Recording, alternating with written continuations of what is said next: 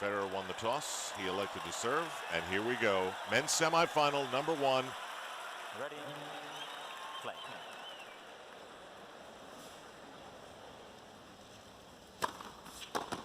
Fifteen love.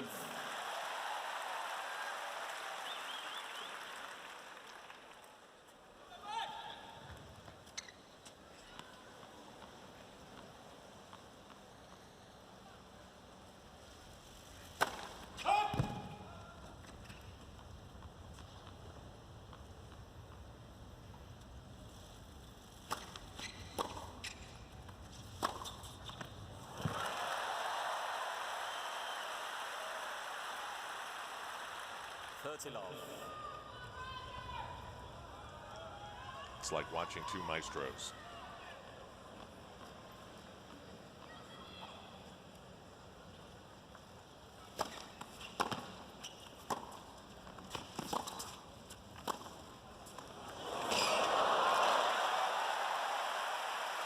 Very sharp angle on that forehand, and right away you can see Roger Federer looking for open space on the court. Look at this. He has Djokovic to the backhand side and rips the short angle. Definitely one of the tactics early on that's been effective.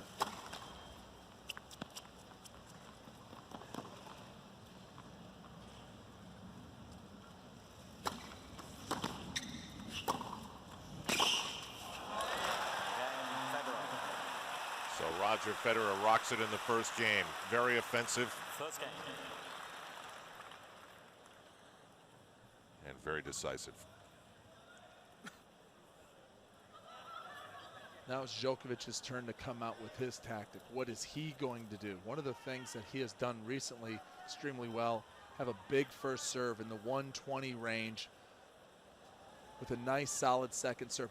No shot in his game is letting him down. Everything is clicking on all cylinders. That's why it's important for the opponent, Roger Federer, to really attack with different spins and paces rather than just trying to outsteady him. Try to throw off Djokovic's game, throw off his timing.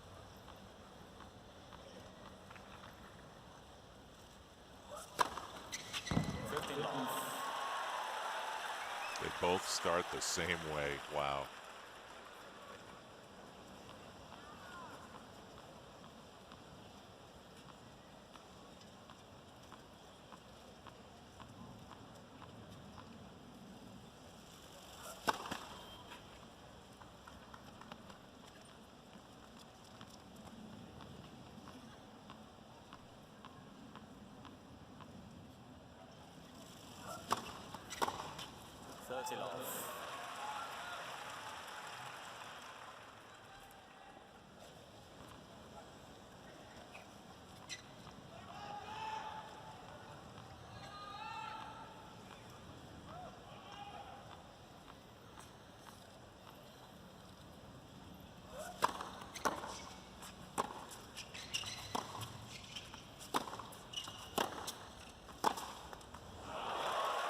Finally, a little bit of a rally, but so far the serve is king.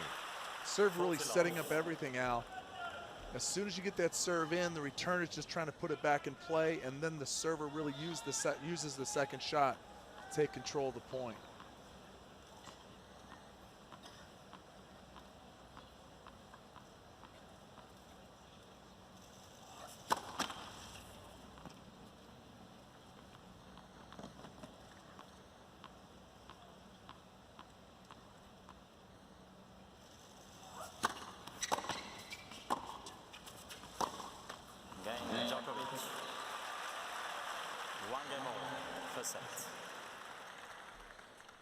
I think one of the things we have to look for is to see when Roger Federer starts bringing out his slice backhand. The slice backhand is a neutralizing shot, has a little underspin on it, so the ball will stay low and will not set up for Djokovic. Will not sit in his strike zone so Djokovic can drill a backhand to a corner. 15 long.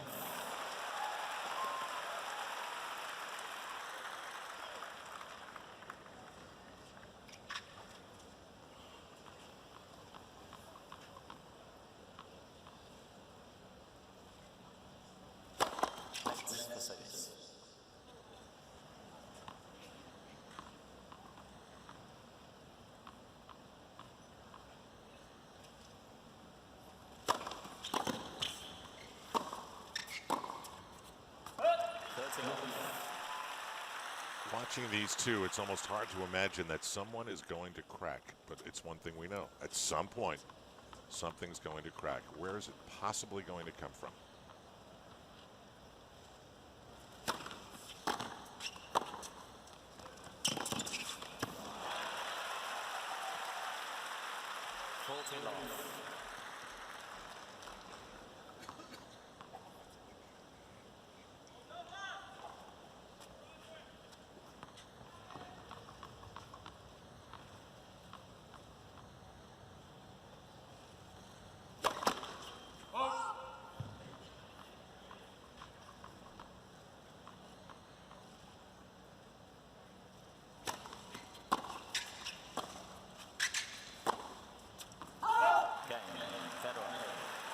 So what have you learned so far? Federer serving big, so Djokovic. The return really hasn't been a factor yet. Novak Djokovic and Roger Federer are on serve, Arthur Ashe Stadium Court.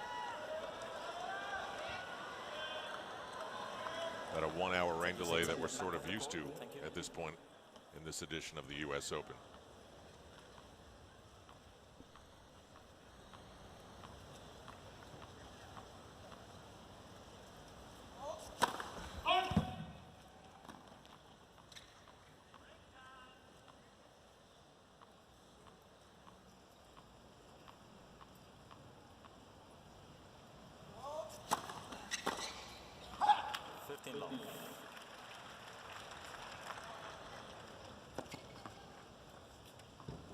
When Federer's serving so well, he's able to give himself some more kind of range to go after a few more returns. You can see it a couple of times in the previous return game.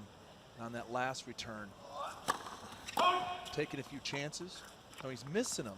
But remember, because he's holding serve easily, he's able to take a couple of shots and go for that big return.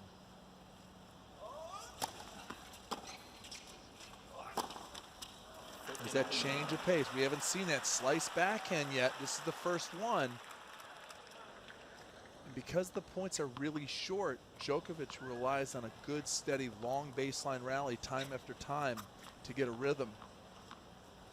It's not given that luxury by Federer. Federer's playing on his own terms right now. Short points, throwing an anti-rhythm at Djokovic.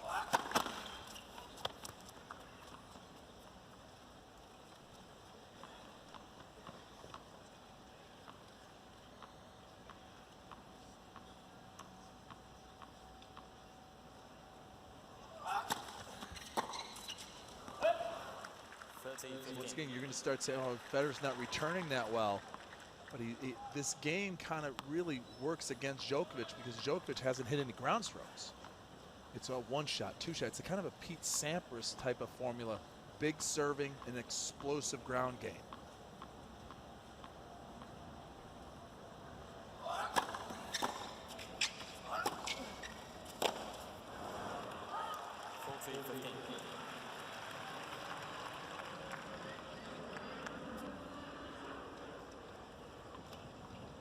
I don't think the crowd has decided who they're pulling for yet. I think they're going to wait to see who's down and then maybe pull for him. But so far they've been nothing but respectful for both, starting with the standing ovation when they entered.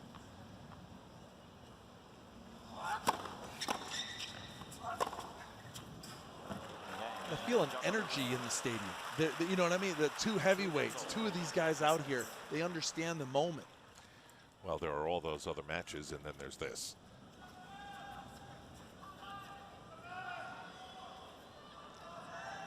Roger Federer with historic records with Grand Slams won. You have Djokovic with the only 2 losses this season. 2 monuments of the game. Djokovic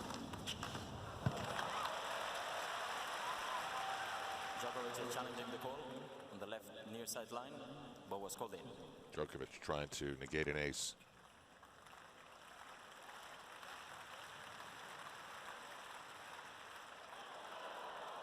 And it was out.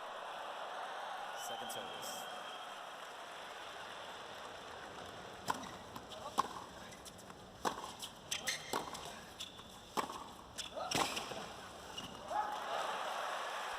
Federer is so cool. He lets the ball go. It's out by about 5 or 6 inches. He doesn't even turn around to look.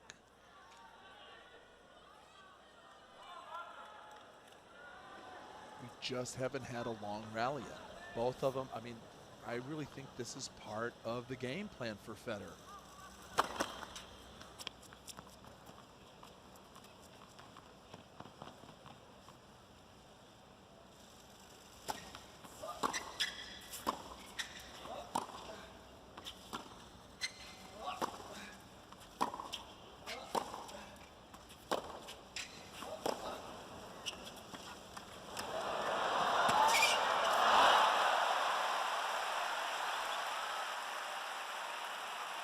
When you talk about a drop shot, you've got to make sure that your opponent's behind the baseline and you're inside the baseline. Look how he comes right up to that ball. Looks like he's about to drive the forehand, and at the last minute, Al, he cups underneath the ball and puts just a touch of backspin on it to pull it back. Djokovic just can't run it down. It's interesting, even under duress, Djokovic is not trying to just get that drop shot back across the net. He's trying to do it with some decisiveness. It's another good example. Djokovic wants to get into this long rally. Let's set the table here for a 10-15 ball rally. As soon as Roger gets anything up in his strike zone, he's going for a big shot to the corner. Could be a backhand, could be a forehand. But he can play this way as long as he's serving big. High percentage of first serves in.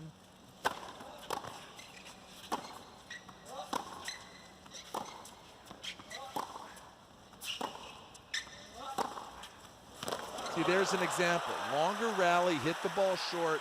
Djokovic turns it on him, basically pounces on that short ball with the backhand. And this is the secret behind his entire game. The backhand down the line. See how he stepped into that one, Al? Very much like what Agassi used to do against his opponents in the 90s. Just take a rally and turn it on his opponent with a big backhand down the line.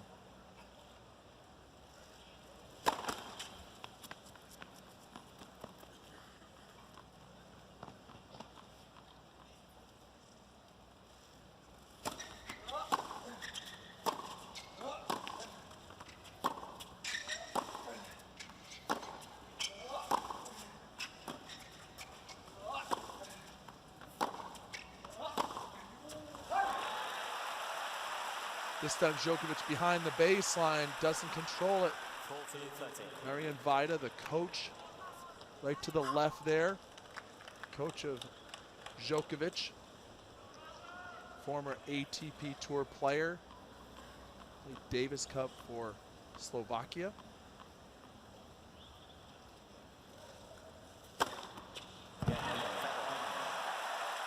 For a moment, it felt as though maybe this could be one of those points or games that changes the direction of the set. Not yet. Novak Djokovic has youth on his side, but he and Roger Federer have been so evenly matched. How about this, Luke? In 23 matches, they've played 23 sets of 7-5 or 7-6 tiebreaker.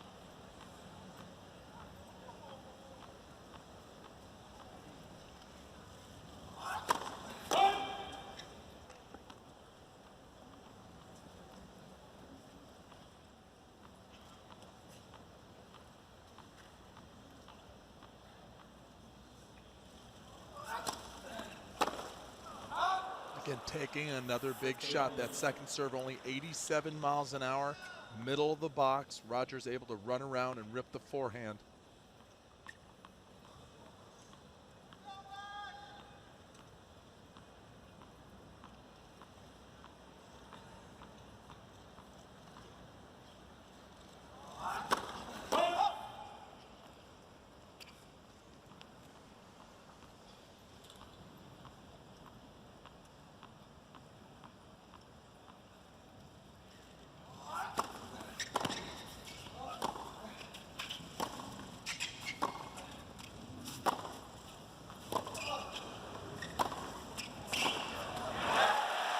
Remember now, because the sets are so close, Al, it's going to come down to defining points.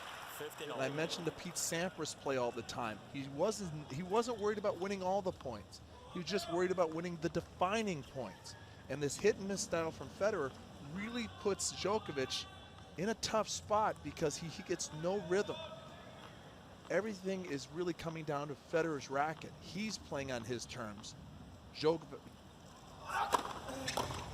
Djokovic is defending all the time, having to come up with passing shots and defensive plays.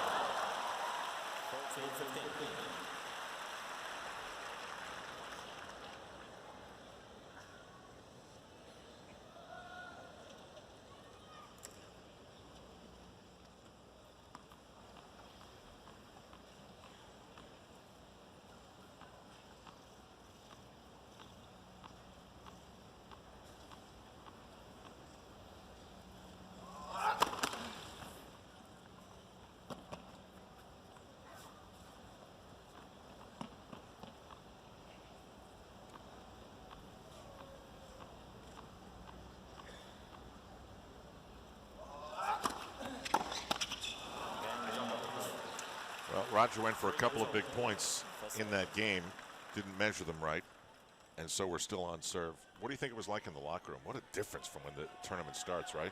When you talk about this part of the tournament, everybody's pretty much gone. You've got 98% of the players and the entourage and the coaches out of that locker room. It's just you and your opponent. That's it.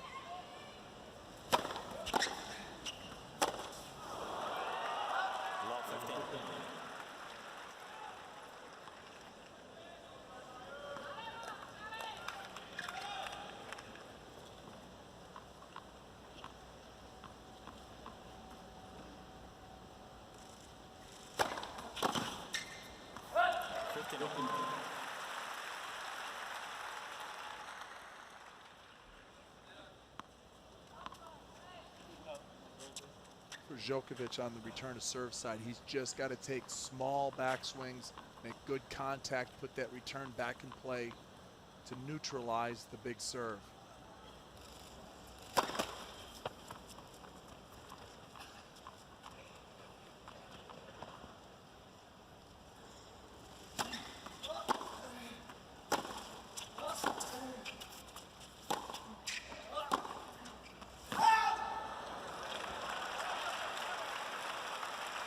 Djokovic is not so sure. Big challenge here, Al. I thought it was out. What about you? I'm just going with you now. Anything you say, you're like Djokovic. You've only missed 2 the entire tournament. He's like, you've been on a roll the entire 2-week span. No rain delays are affecting your game. You're spot on.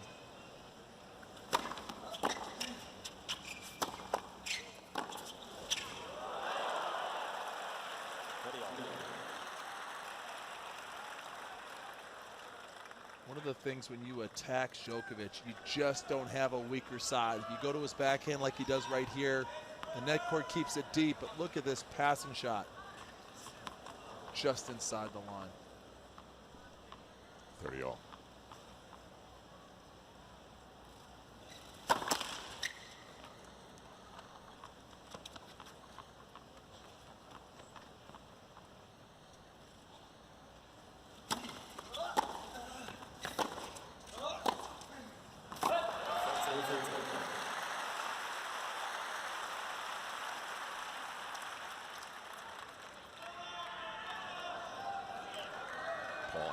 Roger Federer's coach.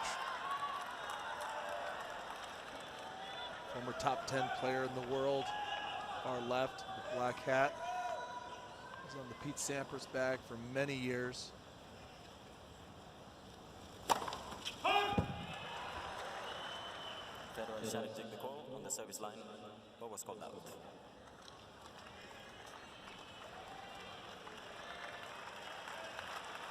And it's good.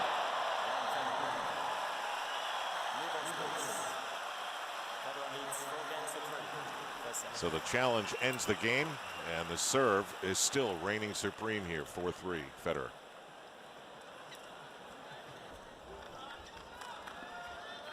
Take your seats, please. Thank you.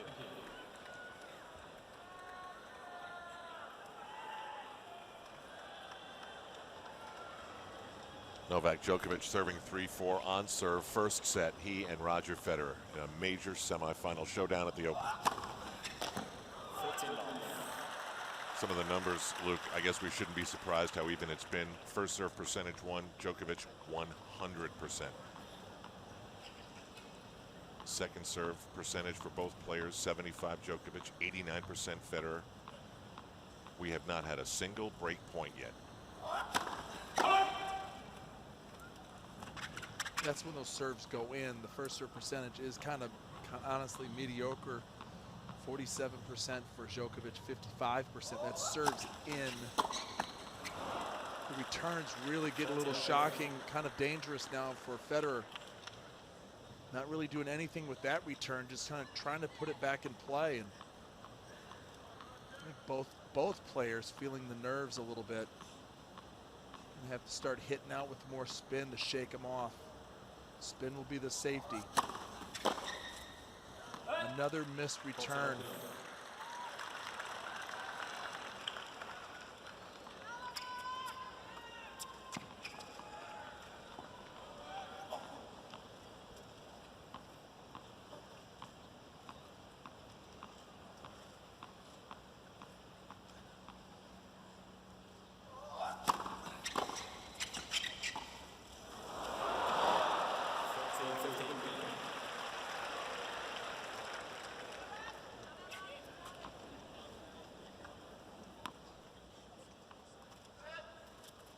Had some room to play with there.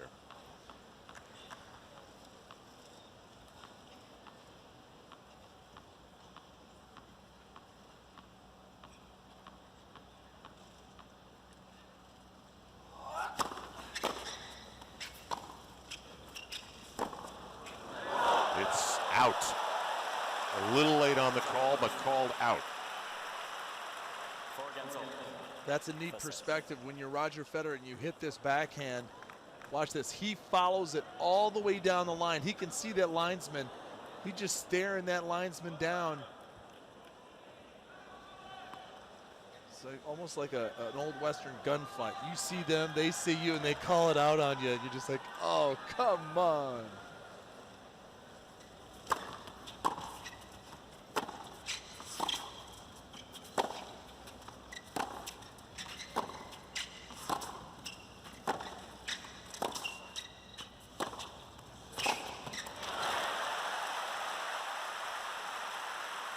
The way this set is going, you almost want to say, just play the tiebreaker. Let's do it.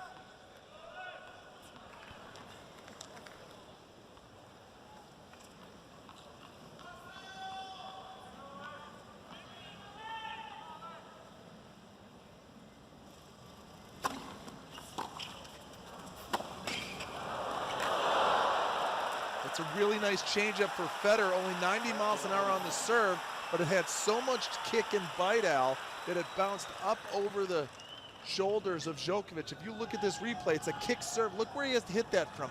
Way outside the doubles alley. This gives Roger so many options with the forehand, this time electing to go against the grain and behind Djokovic. That's, again, it's a lot of stuff going on right now between the two competitors, between the spins and the tactics. We just say big shots. The average point is about 4 seconds. Yeah, right now it's really short. And I think it's all by design. I truly believe that Paul Annacone, the coach for Roger Federer, has really kind of looked at this game against Djokovic and said, let's make this kind of a puncher's duel, a power game.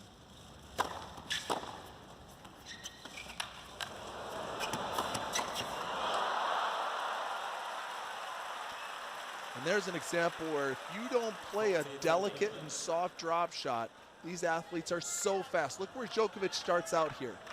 You can't see it, but all of a sudden he's on top of that ball just because it's played a little too heavy and hard. You've got to make sure you loosen up the grip on that drop shot to take a little pace off the ball.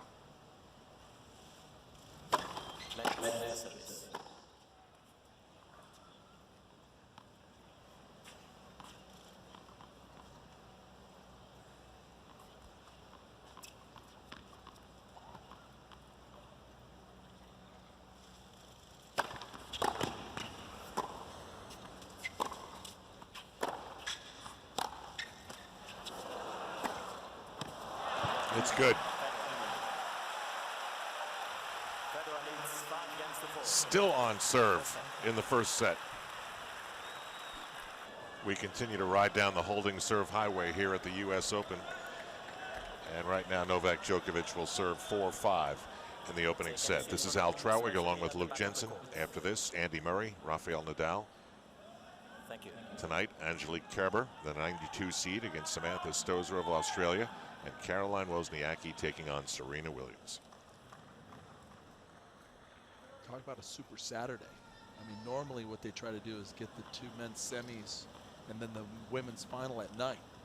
I mean, this is even more of a heavyweight card. Kerber from Germany is the only real shocker in there. Everybody else, you think, you know, I could see them in the semis. Stosur is a finalist at the French Open last season.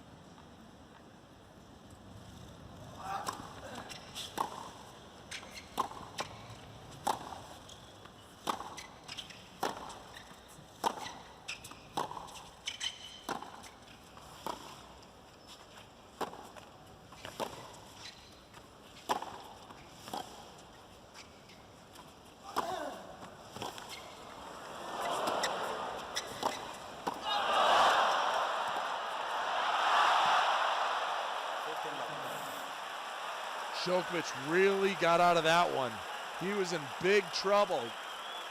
Came up to the net, didn't really want to. He was forced up with the slice backhand. Watch this slice right here from Federer. See how it stays low, Al? This way he has to come up. And Roger has every opportunity on this passing shot. Pushes it long. 19 shots in the longest rally of the match so far. Djokovic, instantaneous decision to let that ball go, and it was the right one.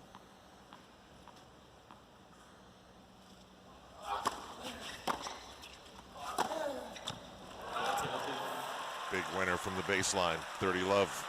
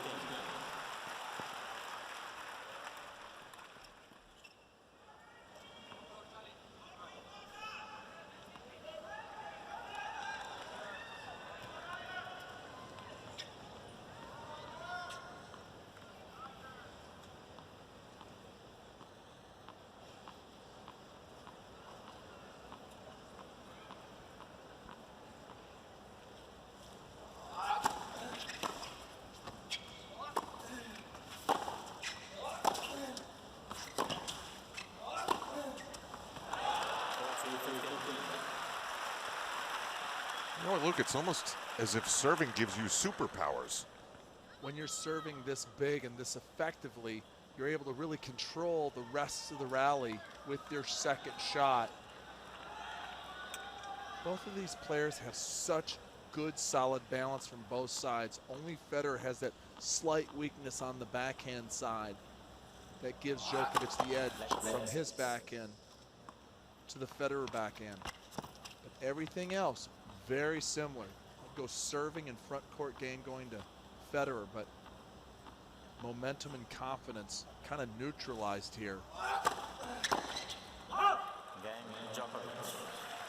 The win for Federer at the French Championships puts a little bit of doubt in the mind of Djokovic and a little bit of confidence in the mind of Federer.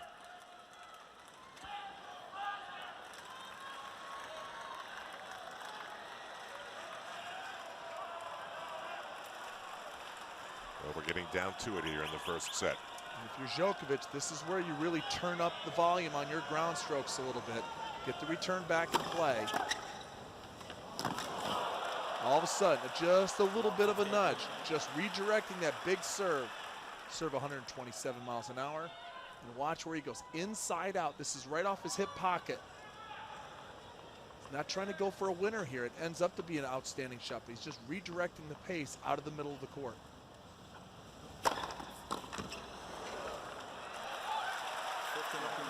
126 miles an hour.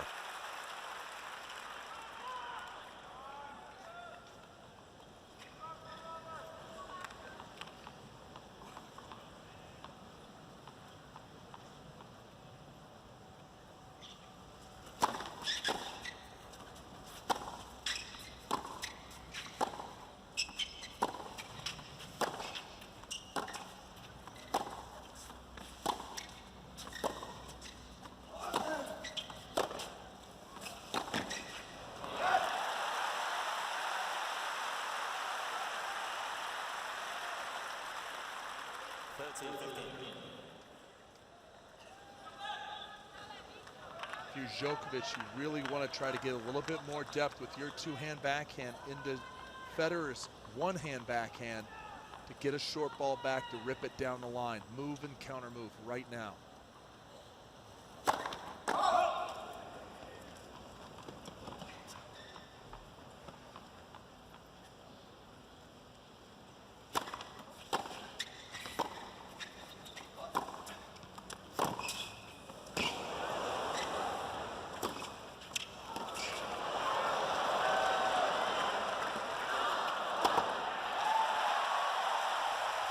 Djokovic got the combination he wanted. He got that nice shot deep into the backhand of Federer. He got the short ball he wanted, but he couldn't get enough on this backhand down the line. And Roger was able to recover and do something with his forehand to take control of the point.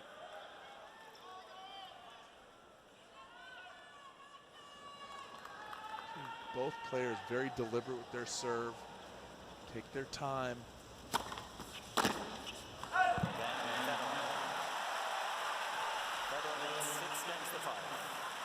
Roger Federer makes it 6-5 first set. A first set tiebreaker feels like the destiny for Federer and Djokovic, and it's just up to the Serbian now to make that fulfilled.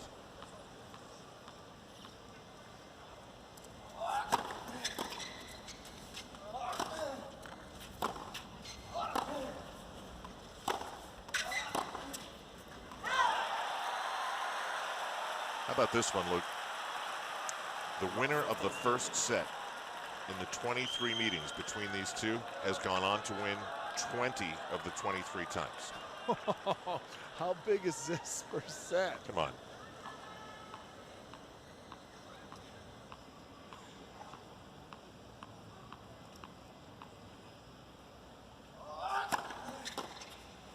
Nice serving from Djokovic. He needed it 122 miles an hour. And this is where Federer really likes to change the tempo. He really likes to really use his forehand, run around the backhand and rip some forehands and take control of the game right here. Try to sneak one past Djokovic.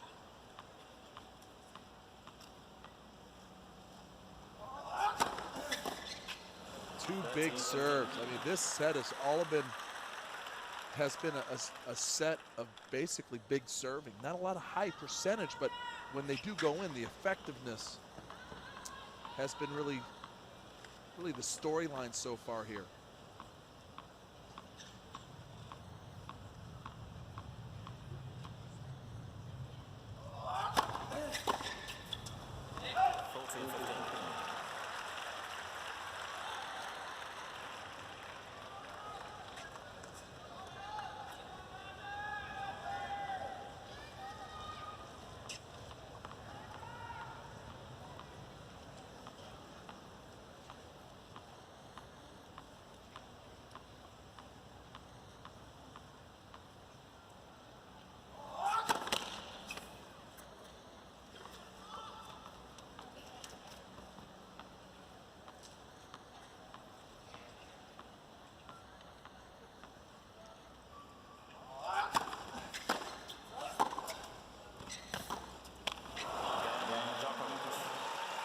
So we go to the twilight zone of the tiebreaker, and we have had a 17-15 tiebreaker at this U.S. Open. We've had a 16-14 tiebreaker, which Novak Djokovic was involved in.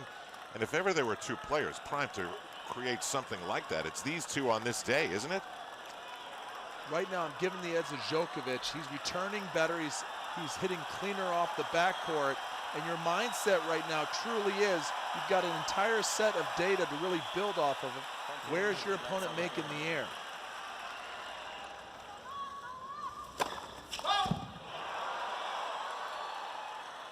Roger needs to use his forehand more in this tiebreaker. Djokovic needs to use his two-hand backhand down the line more. 1-0.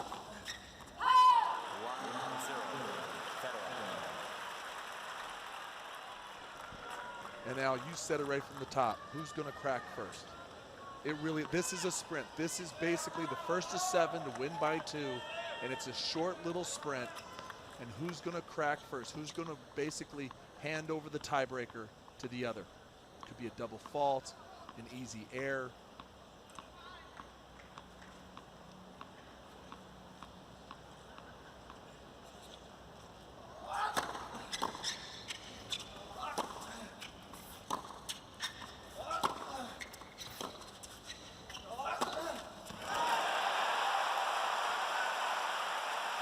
Point like that. Remember the slice backhand we talked about. He's missed 2 of those now this set off of that slice backhand from Federer because the ball skids and stays low. You cannot drive that ball because you have to get it up and over the net.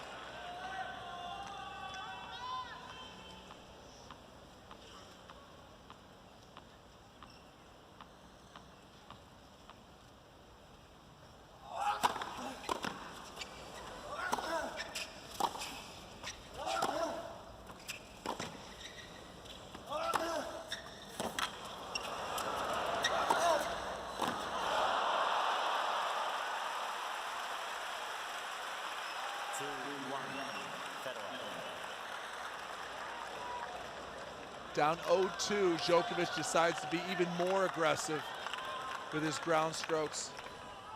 This passing shot in the bottom of the net just gets on top of it, but now with the mini break, 2-1, Federer is in control.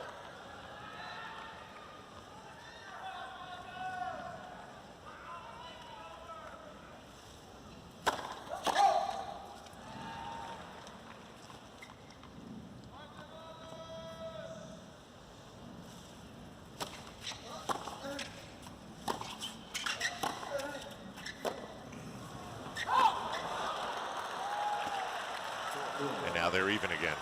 What I don't understand is after getting that easy miss from Djokovic off the slice backhand, why Federer hasn't gone back to that slice backhand to see if he can kind of get another air from Djokovic with the nice slider, the cut shot.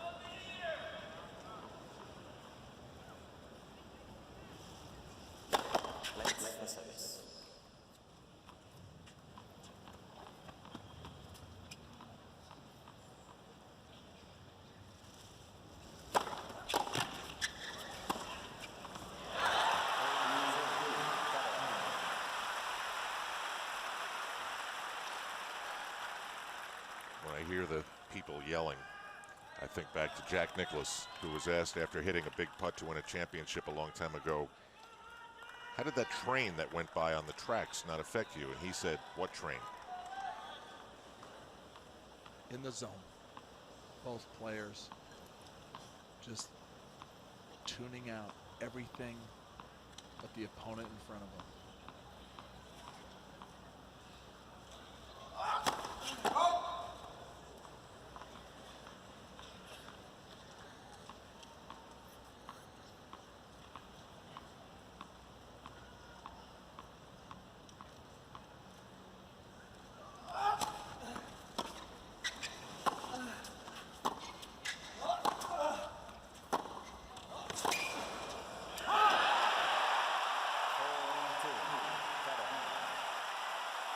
Djokovic puts his hands up as if to say, what just happened? So here Roger turns this short ball into money right here, ripping that thing down the line.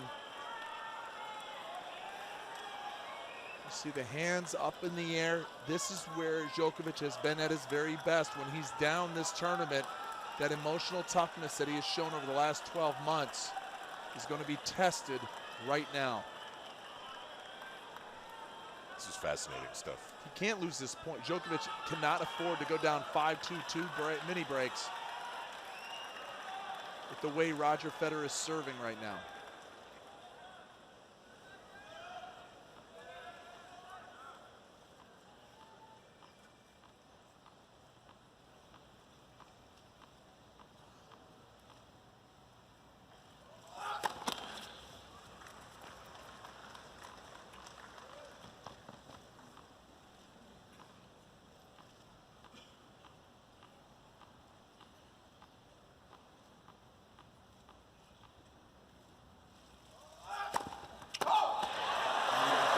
There's your crack.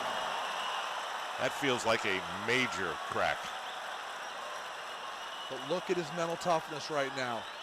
See, just going up to the heavens and just like regrouping. He's down 5-2.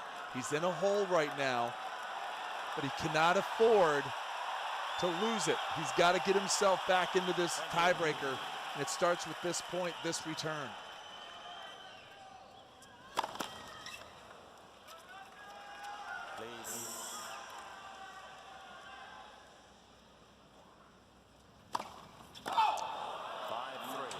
We haven't had a double fault in this set until right now, and they come back to back as Federer challenges the call.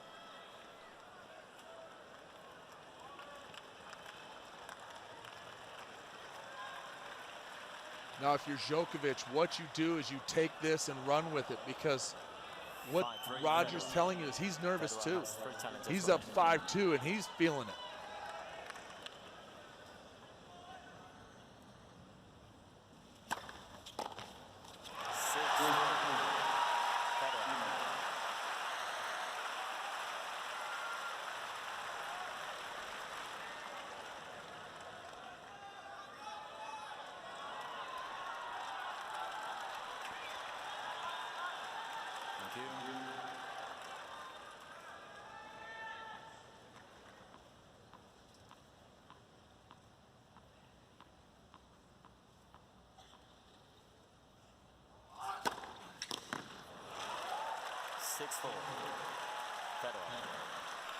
Remember, as Djokovic wins this point, Federer will have to serve back to the same box that he just double faulted in.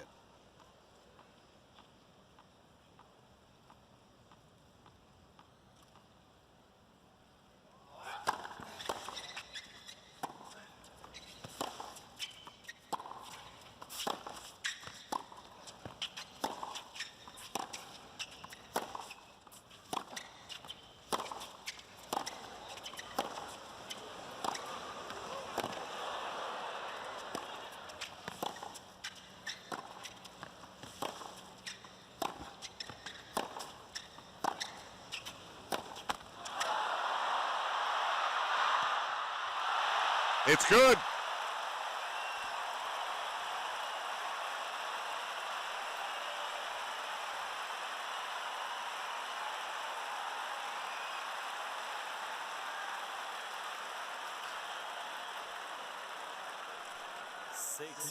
What a great exchange by both players, throwing lightning bolts all over the place. For a point to be played like that at that point of the match is so extraordinary. Federer now has a chance to serve for the first set.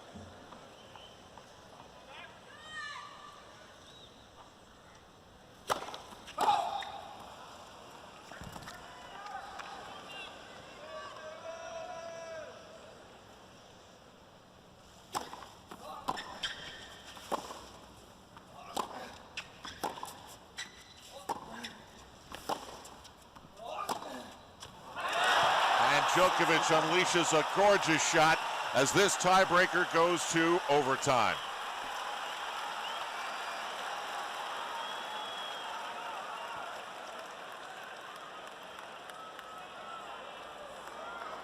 Now, if you're Roger Federer, the pressure goes back to you because you just squandered 3 straight set points the last one on your serve.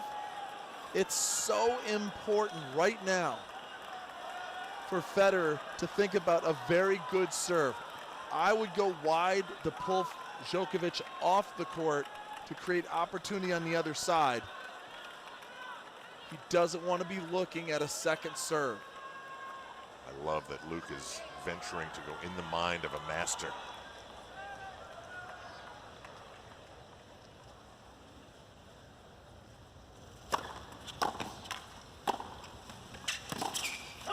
Got the combination he wanted, Al.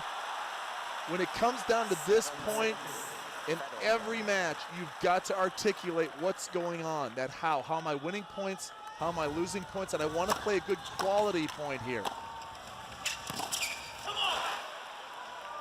10 tiebreakers career between these two, and you know what they are? Right down the middle, 5 apiece. So much intensity and energy right now in this crowd.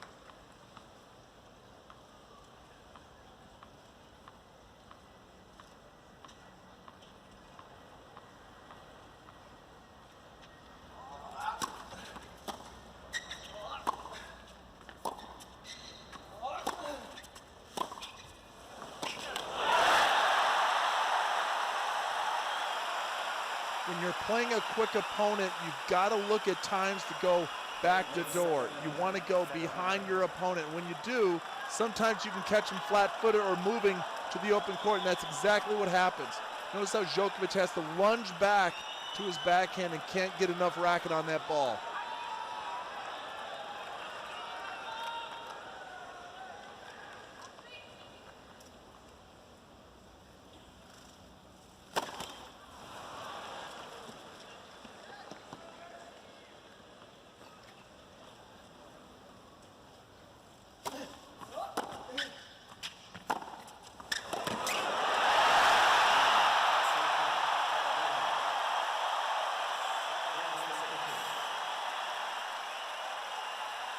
It comes down in the end to millimeters in the first set. 7-6 Federer. He's got, the window isn't as open as it once was, but he can still put it together. He has put himself in a winning position. He had the moments where he could have faltered here after squandering a 6-3 lead in the tiebreaker, but he came around and honestly came up with the big shots at the most important times in that first set tiebreaker. Now the key is to continue to serve well, to pick up his return, and he can really start running away with this match. Djokovic now has got to start thinking about better forehands and incorporating that backhand right there. See that backhand down the line? That's his big boy. That's the one that he's going to go with in critical times. That's going to separate him from the rest for the rest of this match, but he's got to hit it.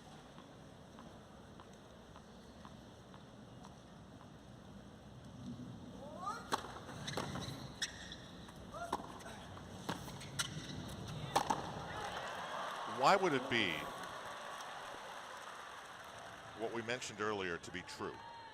That in 20 of the 23 matches that these two have played, the winner of the first set goes on to win the match. It seems if they're so evenly matched, which it seems as though they are, that wouldn't happen. It would be a 50-50 thing, but it's not. Confidence, tempo, momentum. When it's this close, Al, so much of it is that mental side. You feel dejected. You feel that this guy, whoever won that first set, in this case Federer, just got the first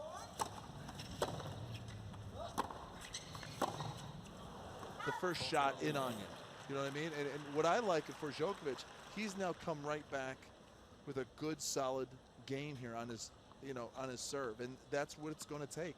Forget about the first set, regroup, and keep moving forward. But Djokovic really needs for Federer to come down on his serving performance. The first serve percentage isn't that high.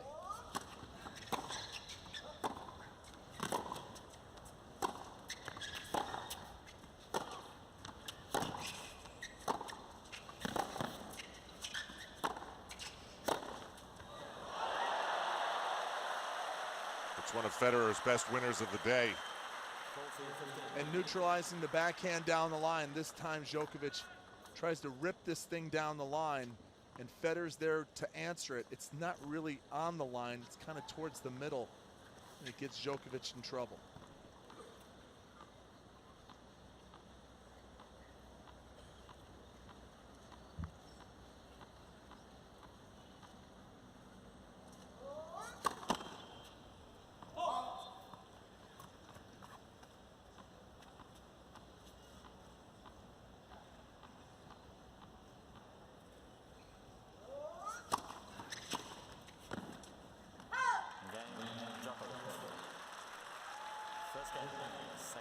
So Djokovic holds serve. Meanwhile, we're joined by viewers across the world. And why don't you join the conversation with us at Facebook/US Open Tennis. Someone by the name of Robert Smariga asks, Luke, have the Big Four ever come into a semifinal playing better as a group? That's a really good question. I don't remember or recall Djokovic playing so well. Federer has played better in his prime. The way Nadal played against Andy Roddick, man, he put a beat down on the 2003 US Open champion. And then Murray, Murray could be playing a little bit better, a little bit more offensive, but I agree. It's a very good comment.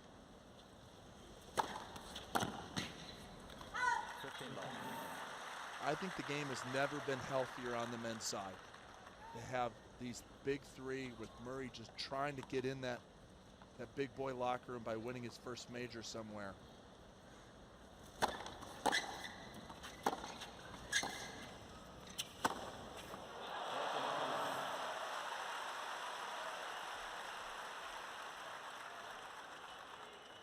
Michelle Thomas asks, on a scale of 0 to infinity, how awesome is Roger Federer? If you're from Switzerland, it's probably infinity.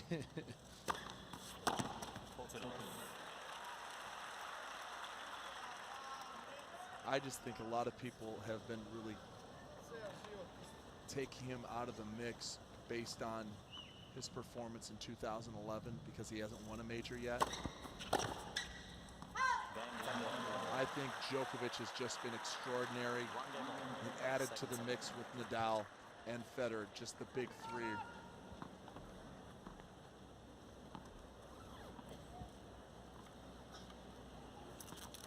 So again, you want to join the conversation? Go to Facebook/US Open Tennis as you continue to watch with us around the world and also at usopen.org. Which, if you are into this event, is an absolute must-stop. Press conferences, the greatest merchandise, the greatest collection of all time, says Luke Jensen. Absolutely. Towels are the best ever.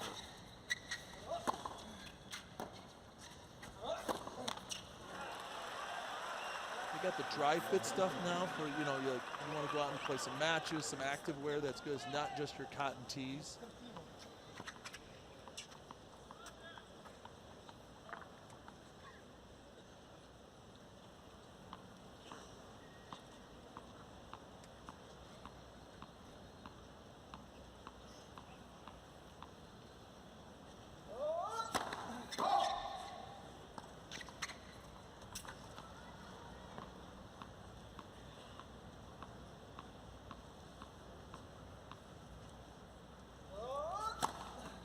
Oh, that's a smart ace.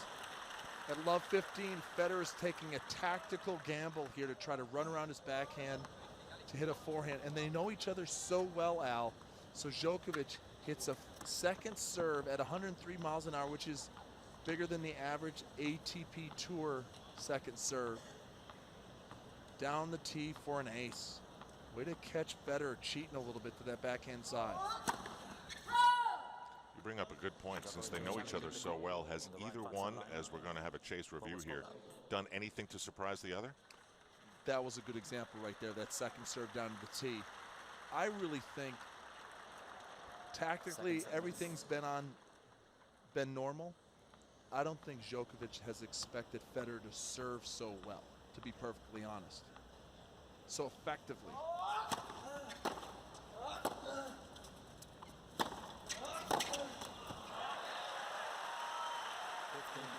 Federer only 65% of first serves in. But every time he's gotten that first serve in, he's winning 79% of those points. And then on the second serve, he's winning 73% of those points.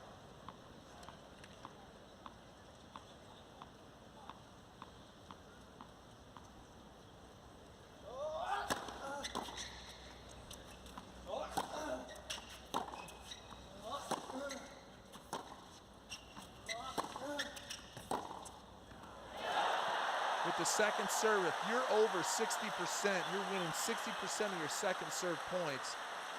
You're going to hold so many times. The first serve percentage is not going to be as much of a factor. And here's Federer, the backhand down the line being extremely effective at many key moments throughout this match.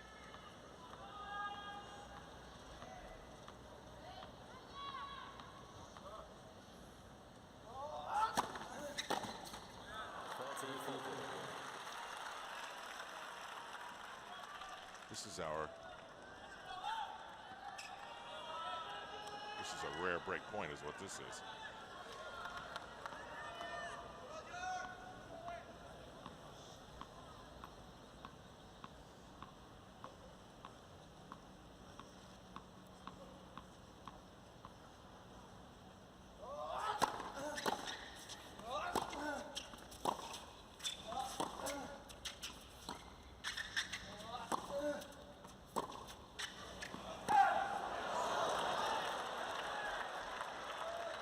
Seemed like such a routine ground stroke.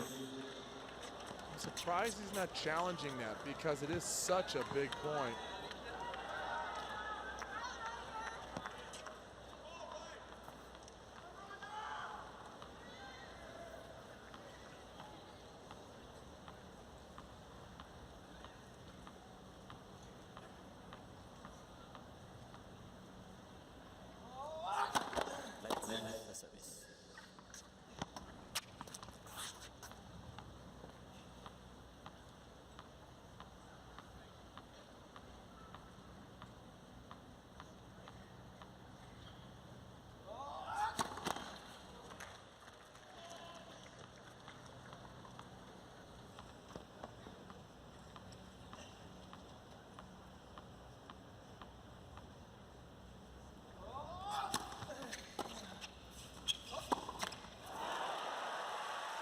Slice backhand has been that, I don't want to say defining shot. Serve has been a factor, but the slice backhand from time to time is really giving Djokovic some trouble. Well, this is the shakiest service game we've had in the match so far. And it's another break point for Roger Federer.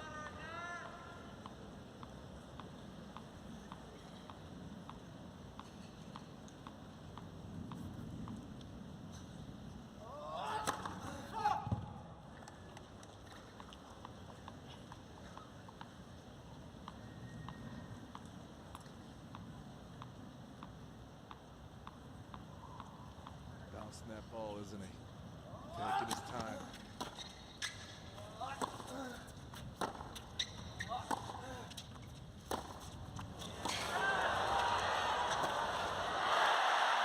And Federer puts it behind Novak Djokovic. And it's the first major crack of the second set. Already up one. Federer 2-1 serving after this changeover. Al Troutwig and Luke Jensen along with you around the world from Arthur Ashe Stadium at the 2011 US Open. We had a slight rain delay earlier today, the first of 4 semifinals on what will be a super Saturday. Roger Federer now. What does he follow up the breakup serve with? Well, a big serve, that's what. I want to remind you that you can join a conversation with us and you. Simply go to facebook.com/US Open Tennis. And post your questions for Luke Jensen. He always has the answer, always. Even when he doesn't.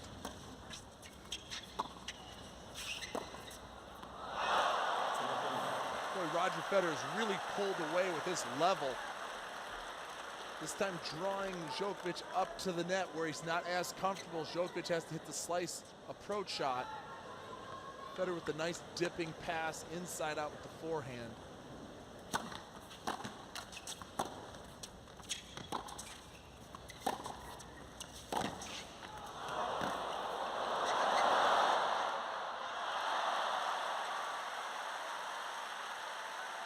There were 3 or 4 shots out there that maybe only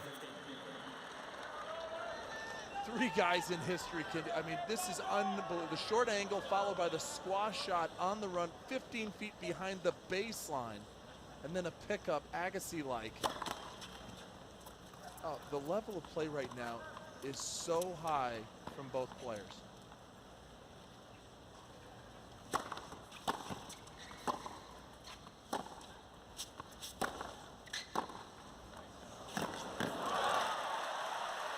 I mean, don't you love it when a match fulfills your expectation for what it might be? And now the ground strokes are really getting involved by both players. This another short take back, nice and compact. He stays low and redirects the big power from Federer down the line. Big point now.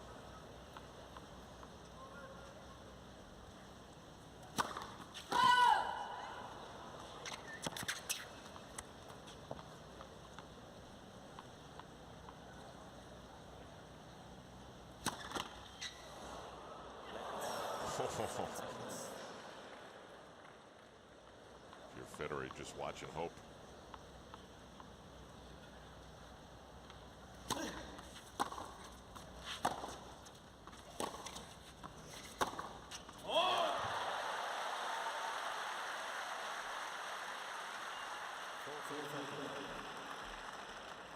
Djokovic just being pushed too far behind the baseline, allowing Federer to take control on that short ball. Look at that forehand, just exploding. The long follow through, the balance through the strike zone.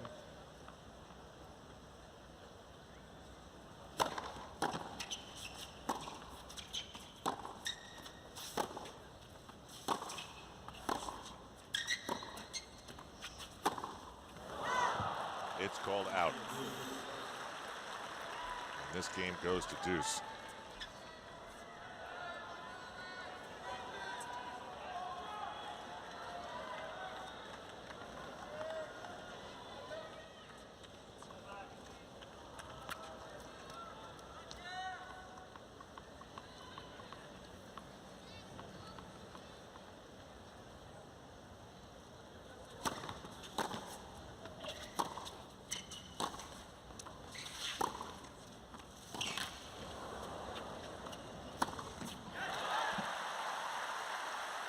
At what point is Djokovic going to get really discouraged and start to kind of tap out a little bit? What do you mean tap out? Well, just remember, emotionally, he's been so good in 2011. He allowed the French Open to kind of slip away. In the semifinals against Federer, he got very emotional, got frustrated, and Federer capitalized. Djokovic is throwing everything at Federer, and Federer has an answer right now.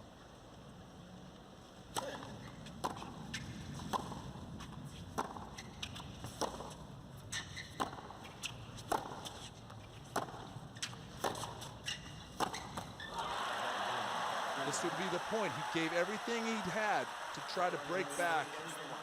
Came up short. Now it's 3-1 Federer in the second set. I mentioned that we are having a conversation with you at facebook.com/US Open Tennis, and you can ask questions of Luke Jensen. I mean, I'll try to contribute. But I have a question for you. I'd love to know, where are you watching this feed of the world from? So that's a question for all of you out there. Where are you watching this match?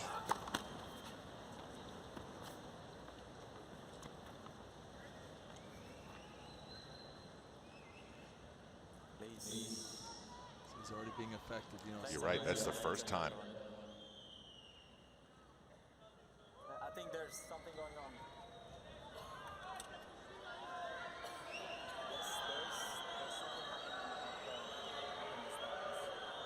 Djokovic is being bothered by something that apparently is going on in the crowd. I don't see anything. Do you? Yeah, at the very top here, Al, if you look up to the very top near the light pole to Djokovic's right, someone has passed out. Someone has passed out. They're looking for, security's now going up there. Heat exhaustion. A lot of people using their I keep fans. calling. They're sending somebody.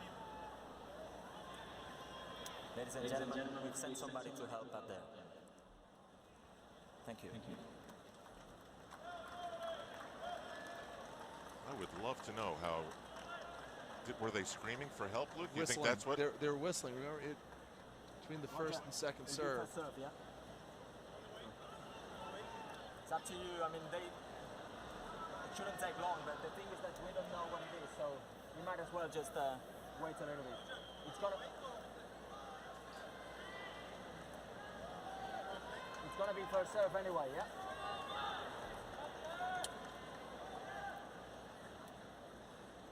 First serve. Well, they've decided now to finally go on with the match.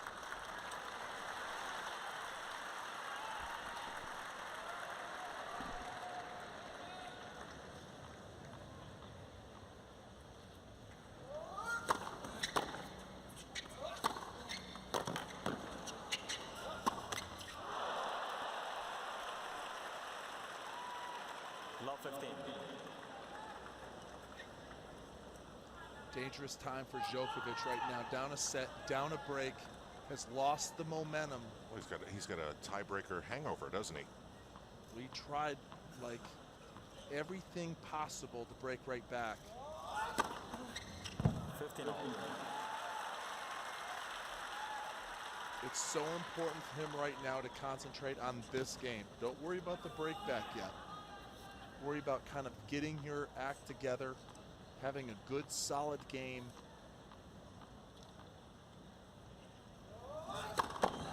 Establish your serve just like you did in the first set.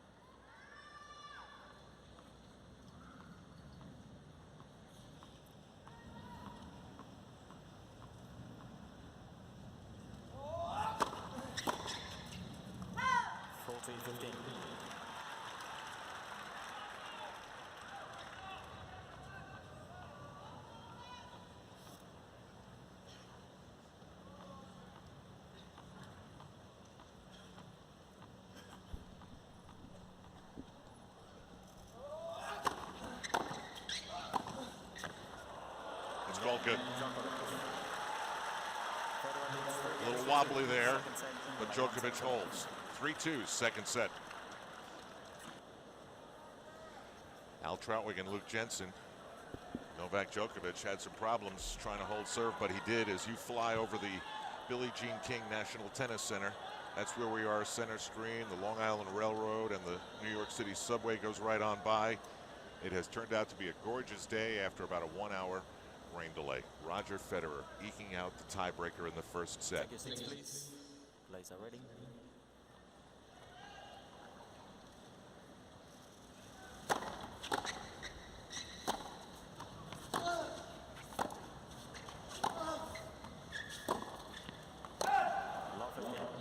Love 15. Want to thank you all for checking us out at facebook.com/US Open Tennis. I wanted to know where you're watching from, and I can't believe what I'm seeing. Thailand, Philippines, Barbados, Lagos, Nigeria, Cape Town, South Africa, India, Singapore, Switzerland, Malaysia, Pakistan, Nepal, Egypt. Your thoughts? I played in a lot of those places. I'm serious. So these are all friends of yours. I don't know about that, but tennis is a global game. We heard from Dennis Ang. I'm watching from Singapore. It's now 2:40 a.m. and I'm loving the match. It's already September 11th here.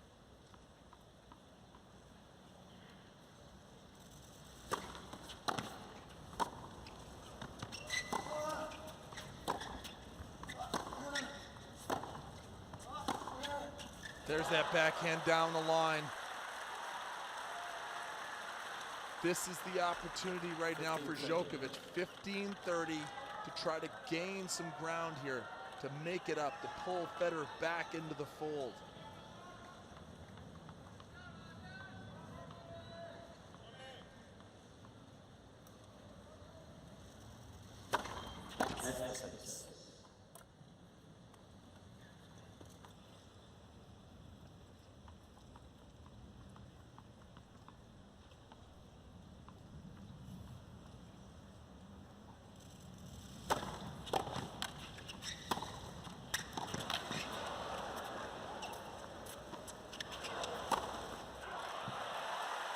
Djokovic is reacting so aggressively to the center of the court, and Federer keeps going behind him, keeps going against the grain, and what happens is he's just hit so many winners that way from the ground and then on that overhead.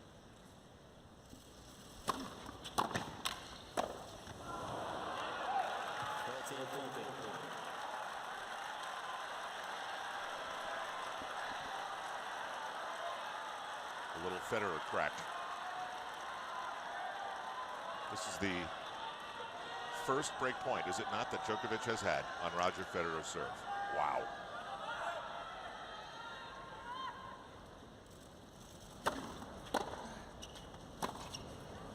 And it's out.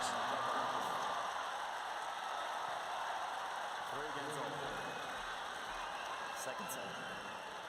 So it's 3-all now.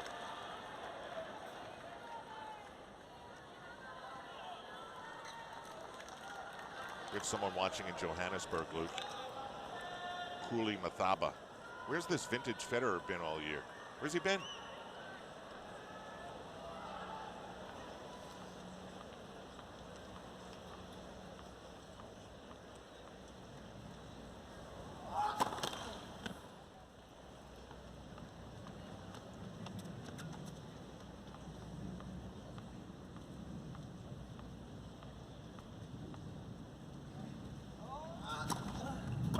Al, when you look at Federer's year, I really think the extraordinary play from Djokovic has kind of overshadowed the rest of the field. And then honestly, everybody's kind of caught up. I mean, he had a 2-sets-to-love lead against Tsonga at Wimbledon, let that go. He lost to Tsonga in Montreal. It's just these weird losses, only because the field is getting better. It's not getting worse. It's more competition.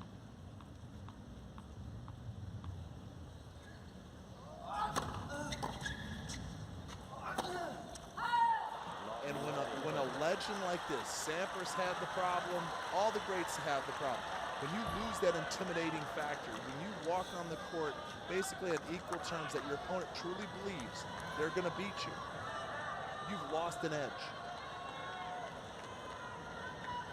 We come to another one of those decisive points.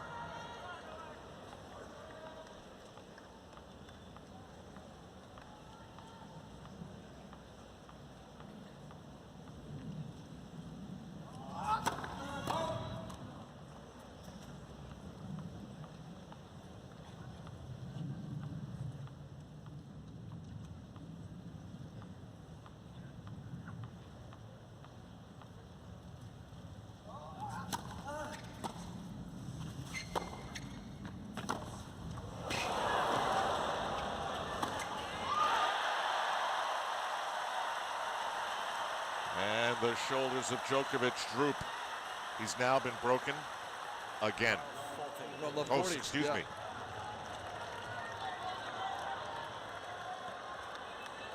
Roger Federer is really hitting his spots extremely well, keeping the ball out of the middle, hitting the ball to the sideline, which stretches out the court, puts Djokovic on the defensive. Triple break point.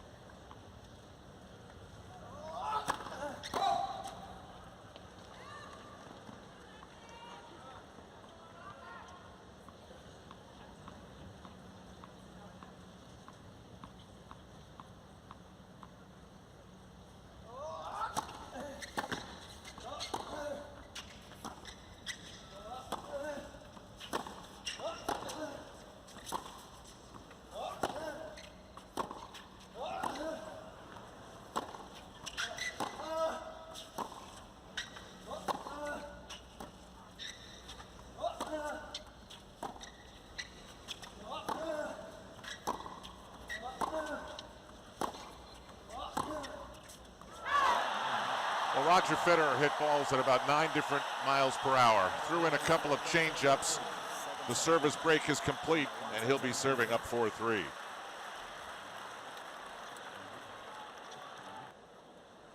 The second set not nearly as good for Novak Djokovic as the first. And in that first, he lost the tiebreaker, and it was a nail-biter to Roger Federer. Now off the service break, here's Roger Federer. Packed house, Arthur Ashe Stadium, New York City. Serving in the sun now, could be an interesting dynamic.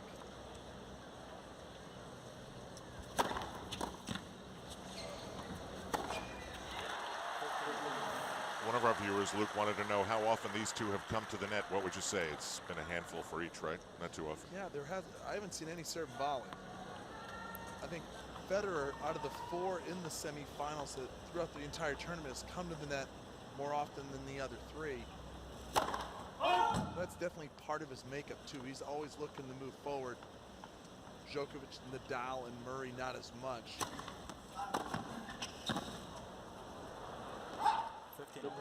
Federer couldn't do much except flail at it, sort of stab it. Sahil Khosla is watching this U.S. Open at the Purdue University Library, trying to get some homework done. There are no TVs in the library, so that means online at usopen.org. Sky TV New Zealand. They've been with us every step of the way. They're with us right to the end of this U.S. Open.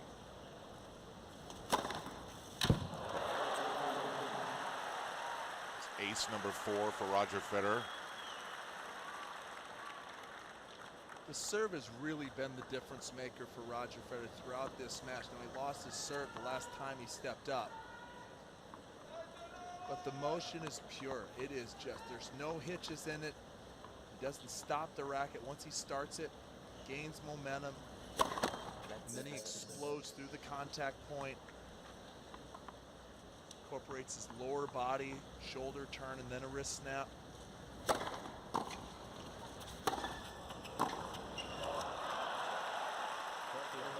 And that's why you haven't seen many approaches by both players. They're both outstanding counterpunchers, but especially Djokovic. If you don't hit an unbelievable approach shot, like this passing shot, look at that, right down the line, he just turns just a little bit and redirects that pace.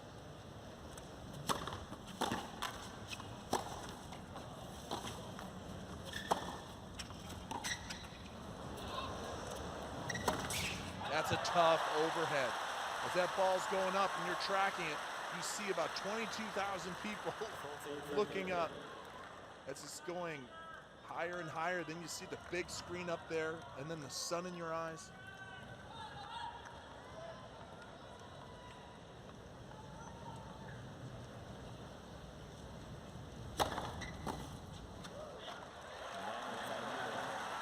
Well, Roger Federer, he's in a different gear right now. But if you're Djokovic, all you're thinking about, you're only down 1 break. The first set's over. But this is really almost desperation time for Djokovic. You're down a set, you're down a break, and all you've got to think about now is let's hold serve, And let's put the pressure back on Roger Federer, but it starts with taking ownership with your own big serve.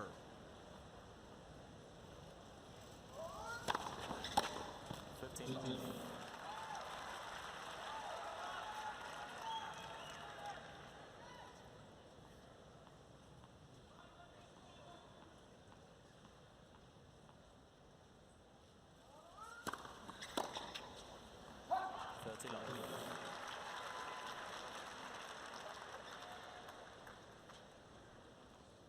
He's having a little issue with his left leg in the Achilles area.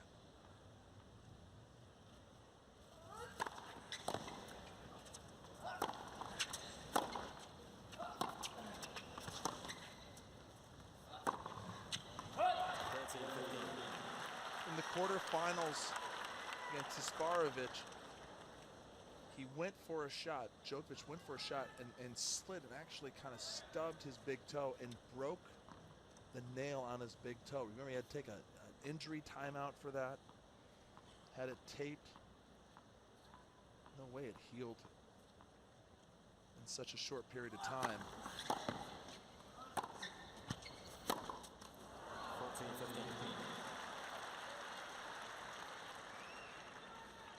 The bodies just take a beating on this hard court. Not a lot of give on this surface, and so your joints really take the brutal blow. The knees, the lower back. Please. Right, please.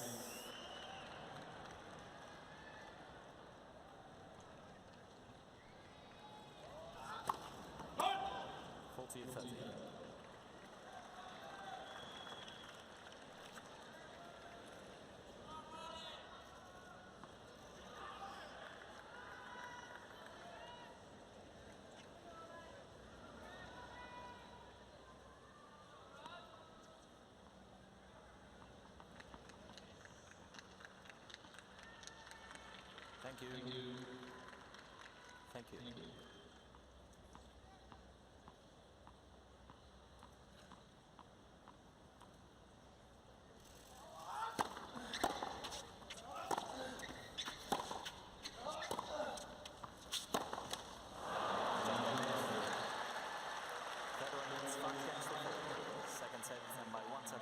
Now Roger Federer will serve for the second set to go up 2 sets.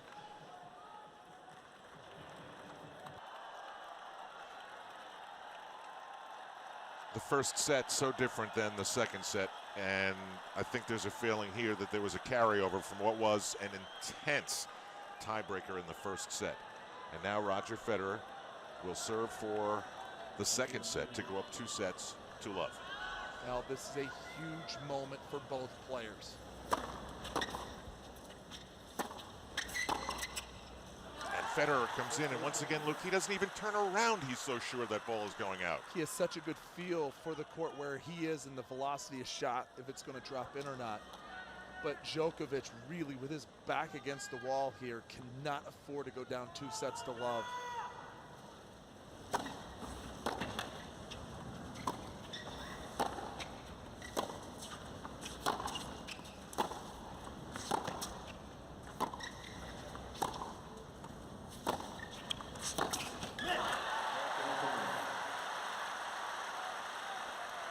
Djokovic, who's gone to the baseball cap now, maybe bothered by the sun, definitely bothered by Federer.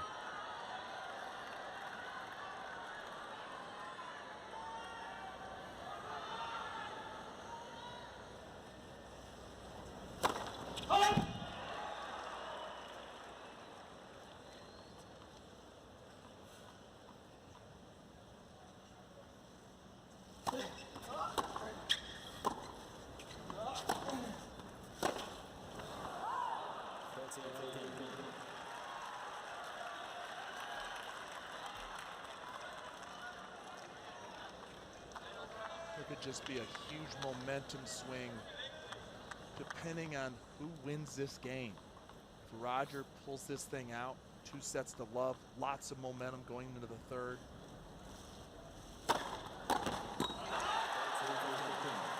sounds like the crowd is pulling for Federer. It sure does, doesn't it? I mean, he hasn't won a major this year. The perception is he's really kind of on the backside of his career.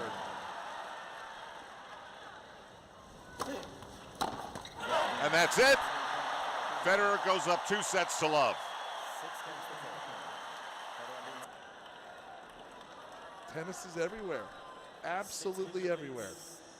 And Paul Birdseye, we think you're right. The crowd is definitely pulling for the Fed man. Take any seats, especially behind the players. Thank you.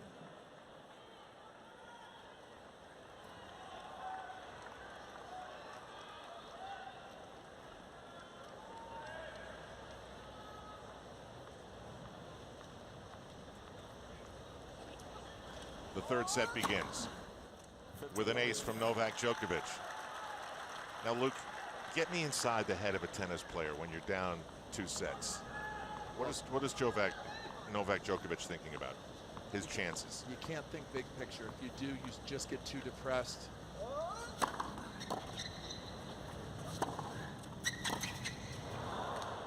My first U.S. Open main draw, I was down 2 sets to love to Matt Mitchell, who'd won the NC2As for Stanford, and he was an established pro on the tour. And I was honestly just reeling, and I was very fortunate just to kind of work the first game, then the second game. You're not worried about coming back in the match just yet.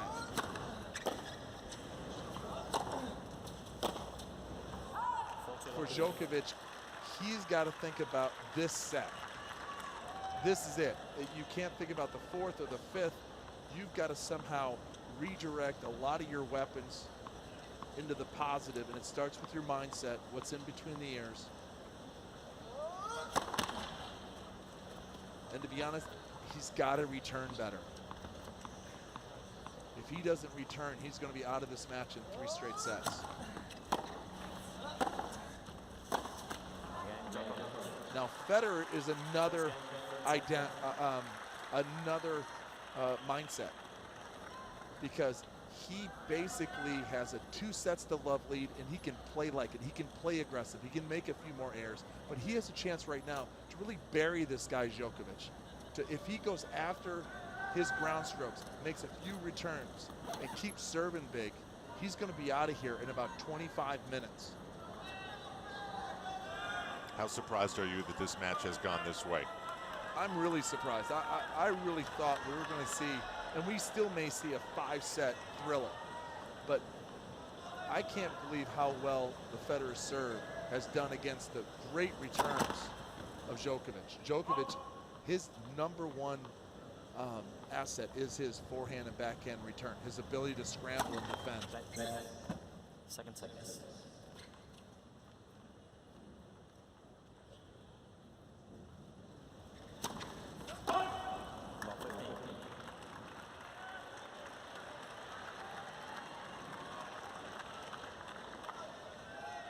If there is going to be a comeback, you never know which point is the one that starts it. It could be that one.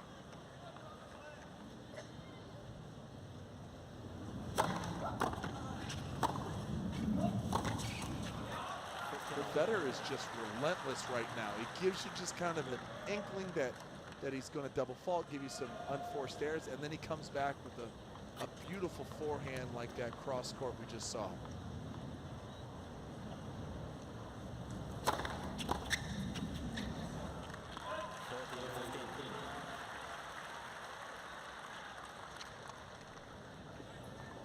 Luke, here's Melanie Oudin about the mixed doubles U.S. Open title. It's pretty cool. We just can't believe that we actually won a Grand Slam.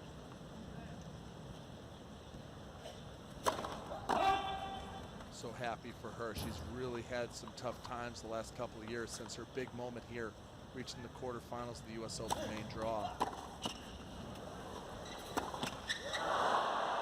Roger Federer had a huge, juicy bounce to deal with. And now it's 30 all.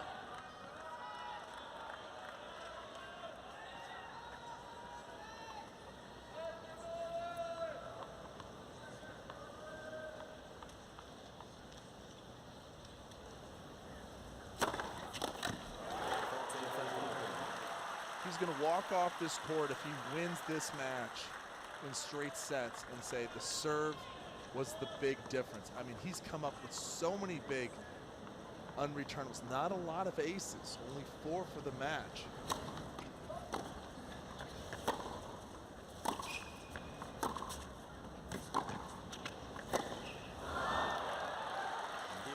But his ability to really neutralize the game of Djokovic with that one swing every time he sets up.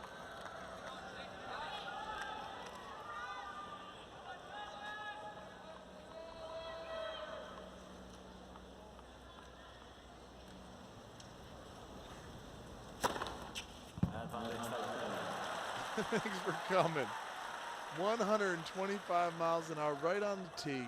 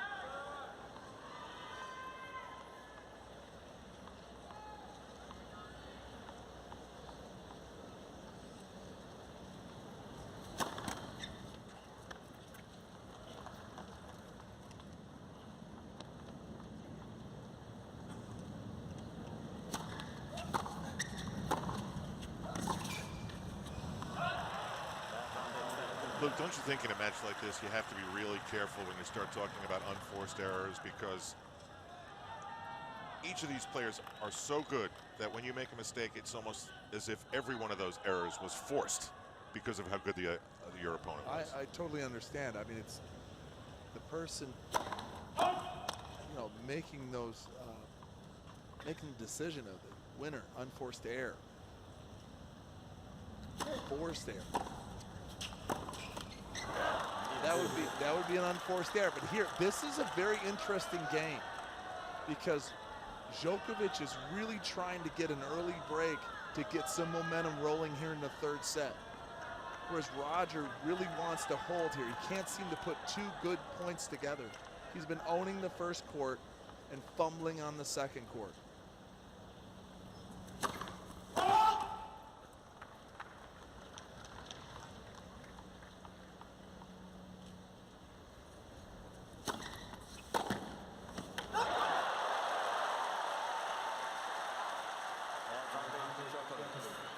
That serve was at 97 miles an hour, but Djokovic with a nice lunge. Look how he flicks this thing cross court. Nice wrist snap, and it's out to the sideline. This is his strength right here, when he's able to direct these returns to the sideline. Now opportunity at break point.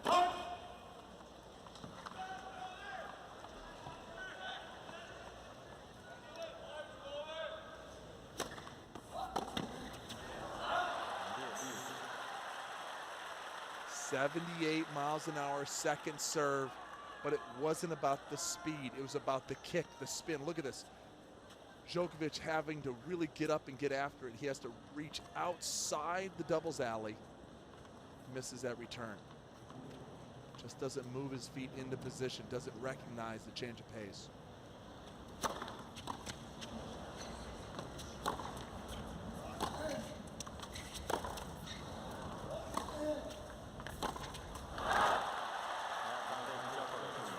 Somehow Djokovic's return of serve stayed in, and it's another break point. I just get the feeling that Djokovic is starting to win a few more ground stroke rallies, starting to get on to Federer's serve just a little bit, and Fed just isn't connecting on the first.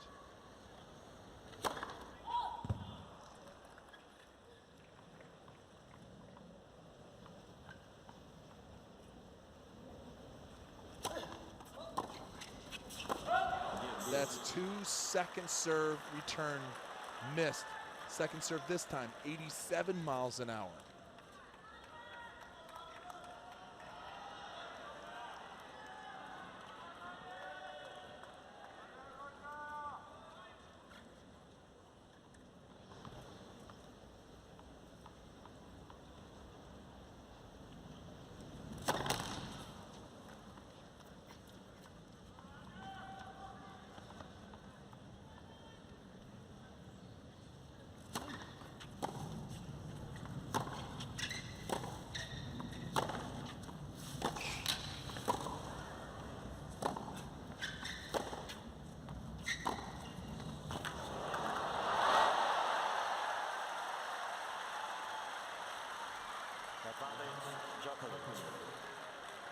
for a third time. Djokovic tries to get to the mountaintop of this set.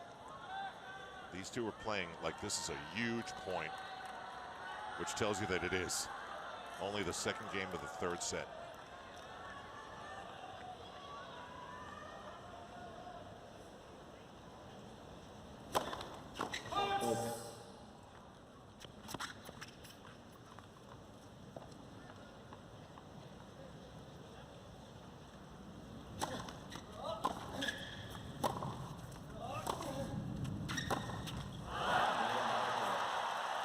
Back-to-back errors, forced or otherwise, by Roger Federer.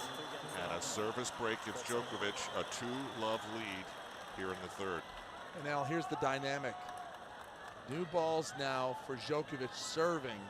So that means the serve will be a little bit quicker. That ball will carry through the air a little bit quicker. Federer's going to a freshly strung racket. This means he's going to have a little bit more control. Thank you. Now, Talal Adas, Luke, wants to know, why does Djokovic bounce the ball so often by hand and by racket before he serves? It's just his ritual. So many times that a player kind of, I used to bounce the ball 3 times and fire away. 15 Djokovic, that's, and the bigger the point, the more times he bounces the ball. He wants to take his time. He wants to be extremely deliberate.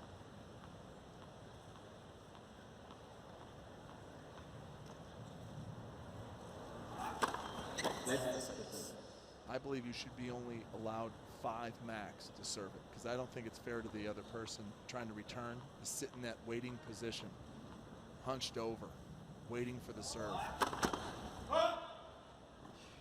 5 bounces and you're out.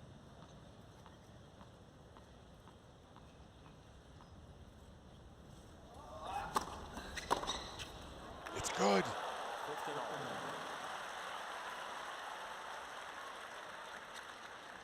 But then the chair umpire would have to count the bounces all the time. That's fine. It's 20 seconds, right? I mean, well, that's in between points. I mean, but that's really flexible. It's really not. Most of the players go over that 20 seconds.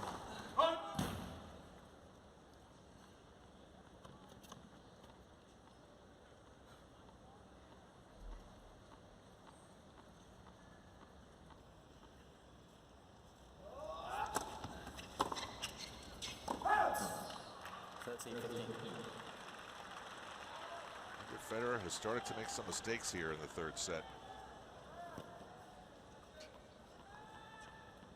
First of 4 semifinals in what is another Super Saturday at the US Open.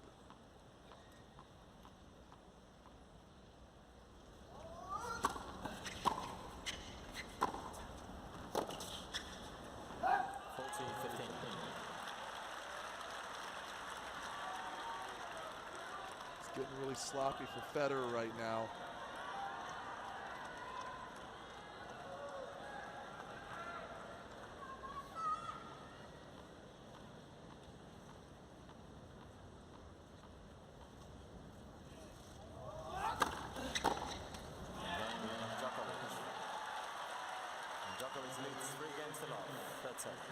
Novak Djokovic now having his way for the first time in the match.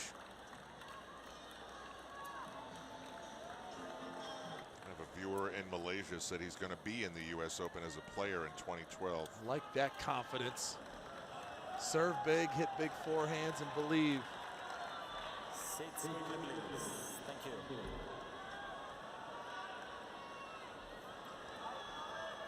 On we go in what has turned out to be a gorgeous day in New York City. In Flushing Meadows, a huge Saturday at the US Open. This is Al Troutwig along with Luke Jensen. Watching Roger Federer serving love 3 in the third set. Wow, huge momentum carryover from the tiebreaker into the second set, and now another flip favoring Djokovic.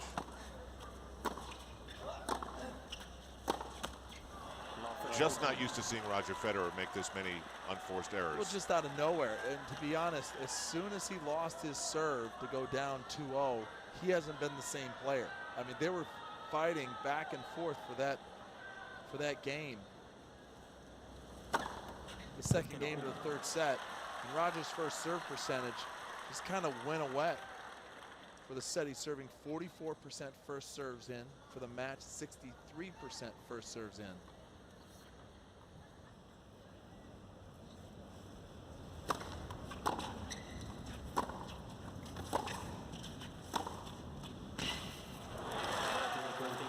And one really big statistic on Roger's second serve.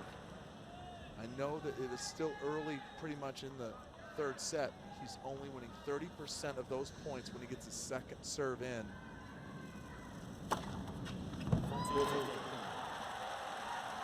Got to really be able to back up that second serve with some good ground strokes.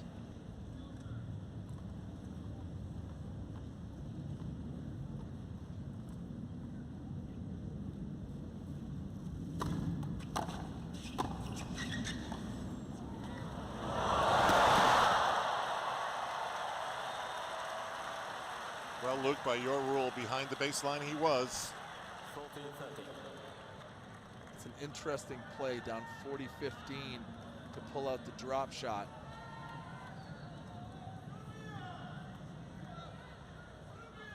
Just past 2 hours in the match.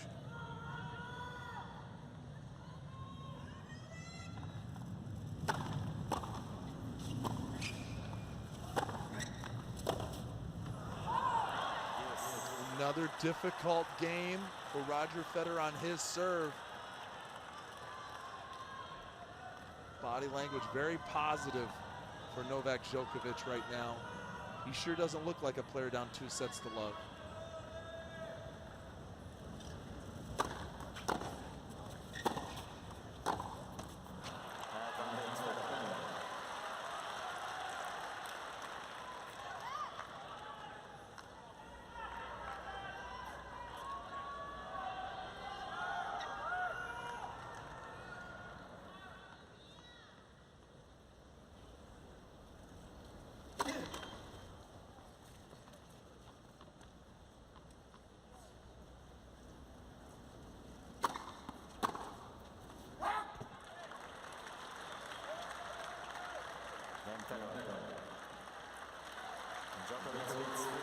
It's a tough hold after squandering a 40-15 lead. He toughs it out to get on the board here in the third.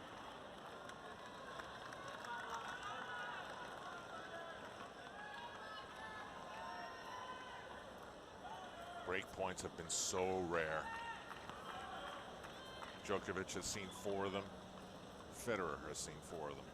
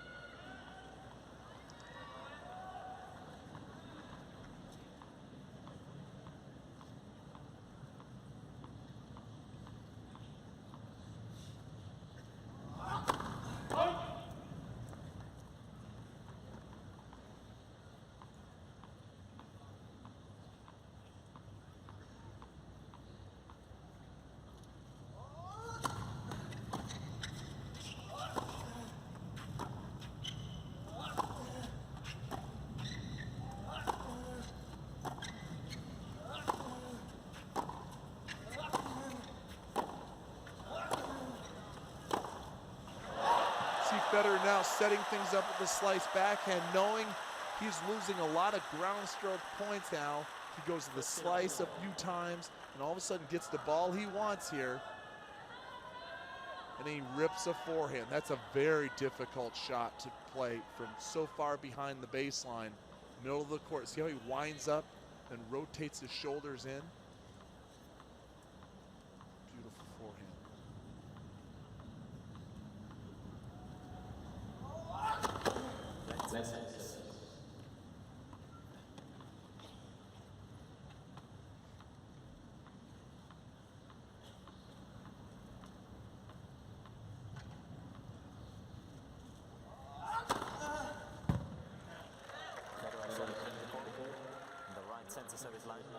was called in. Yeah, Federer is staring at the mark and walking back to the spot where he would receive another look at this serve. He seems pretty sure, and it is out.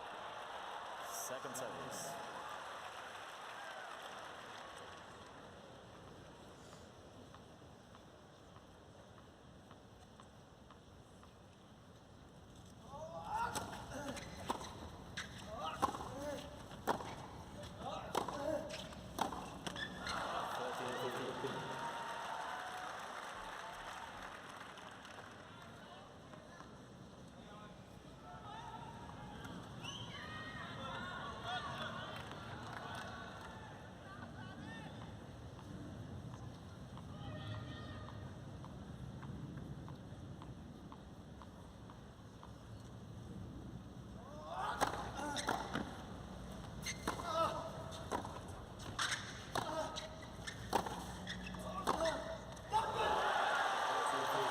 Roger's got to play so much more aggressive. You would think Djokovic is up.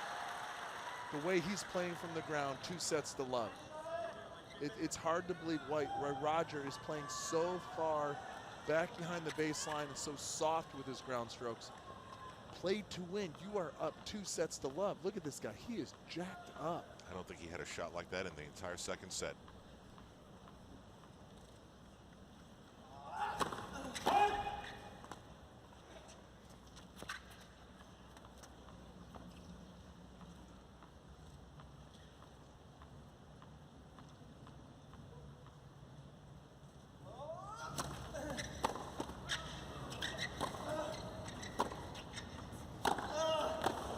Another big forehand. Djokovic is all pumped up. His comeback is underway. 4-1, third set.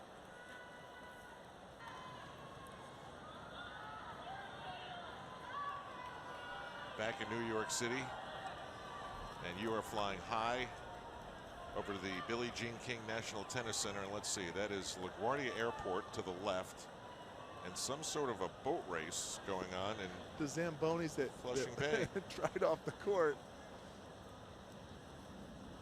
They were in a hurry. The first set was unbelievable. Holding serve was absolutely paramount. We went to the tiebreaker. It went to overtime.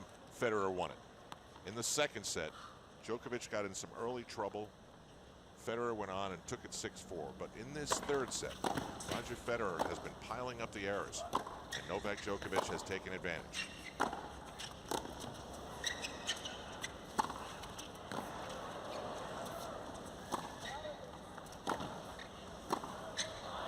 Djokovic is just being more aggressive, to be perfectly honest. And normally, if you're behind, you play more conservative. Djokovic is elected to go the opposite, decided to really stick it to the Swiss #1, and Federer really has been defensive throughout this third set. Serve and volley, a little mix-up for Roger Federer. That's the first attempt today.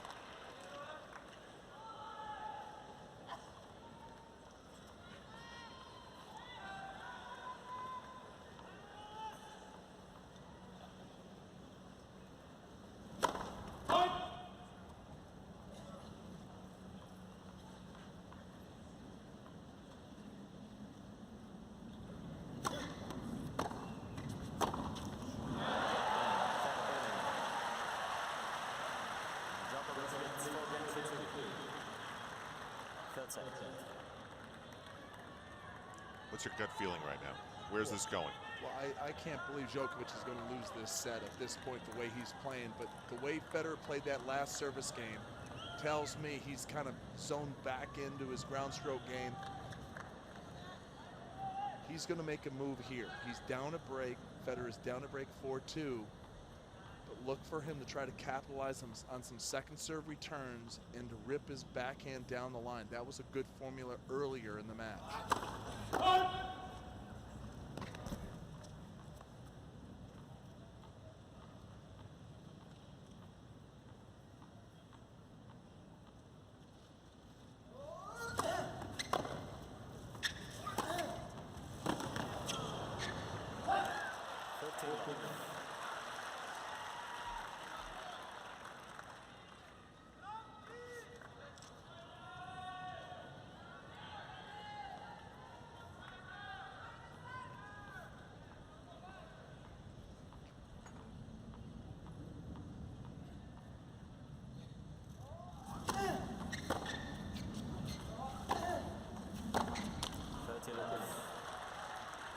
some point along here, Luke, if you're Roger Federer and you're planning on winning this match, you either have to start building a turnaround in this set or building some sort of a foundation for a turnaround of your own in the next set.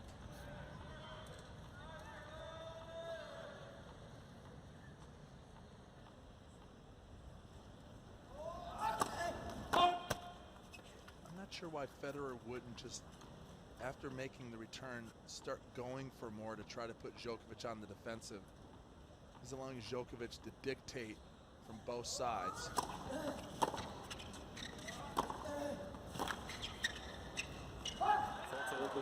Rogers stretching there, stretching with that backhand. It was a good return, but Djokovic really clicking with his ground strokes right now, especially off of his second shot.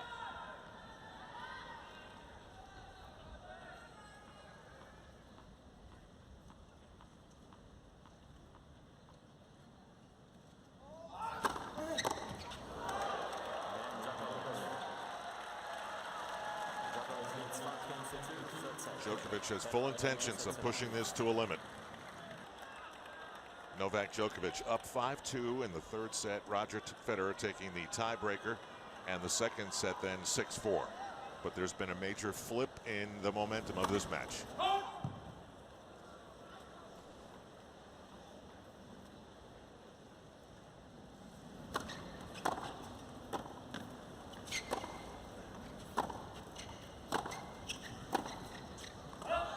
The weight of shot from Djokovic is just so much heavier now than it was for the first two sets. He's really out hitting Roger Federer, and Federer just seems to be on his heels a little bit, playing defense almost right from the first shot. He gets his serve in and then he's defending.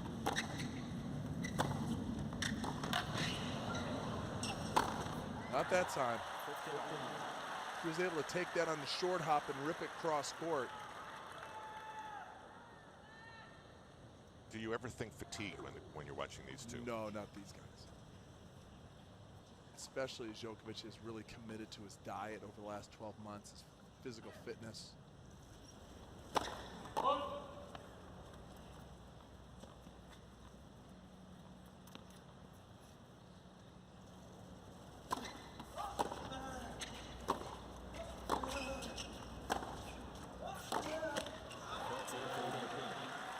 It's a big shot he's trying to hit from 10 feet off the baseline. Djokovic has just got in his mind that he's going to take every shot he has and rip it as hard as he can, almost like he's going for a winner every single time.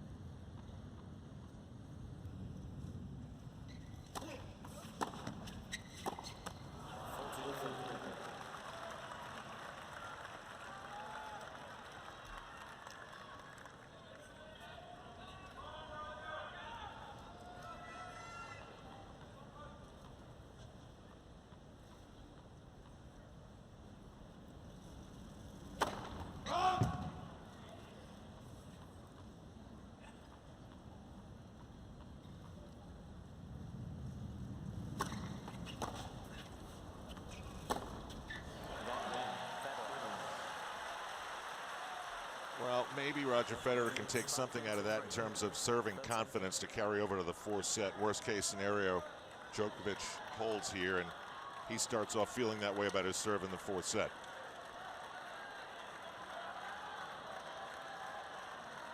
One of the things Federer could use right now is going back to that slice backhand and kind of knife it and keep it low so Djokovic can't tee off.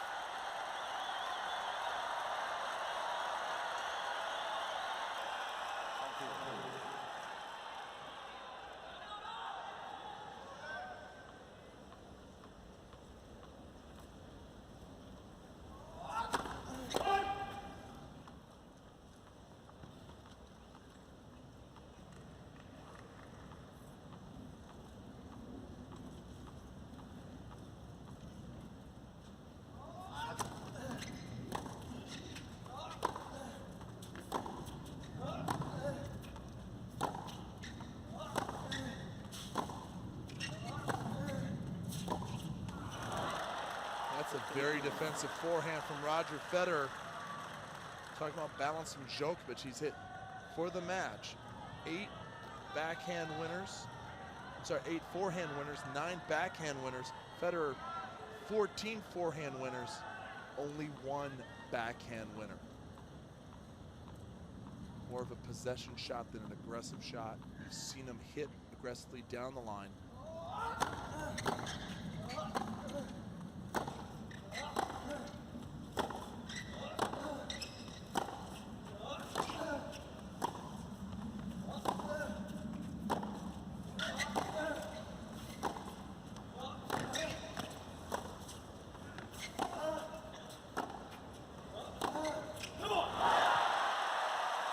The crowd is really into it now, Al. The level of play is just out of this world. Both players just hitting laser beams. I always wonder at what point do players concede sets, and I don't think anybody's conceding anything here. Do you? Well, Roger doesn't want to go for it. I mean, he wants to honestly try to get out of here right now. He wants to break right now. Put more pressure on Djokovic.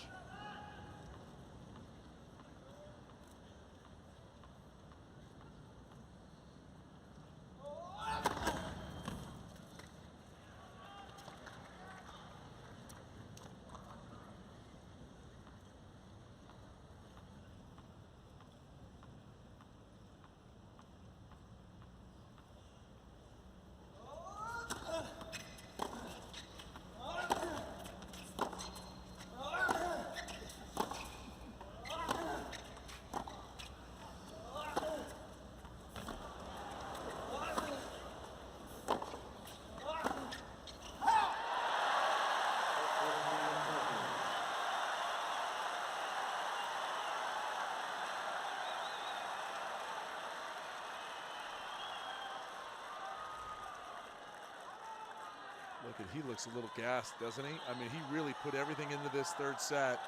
He's in great shape, but remember, it's just a slight, just little differences right here at 15-30 are going to make a big difference in this game.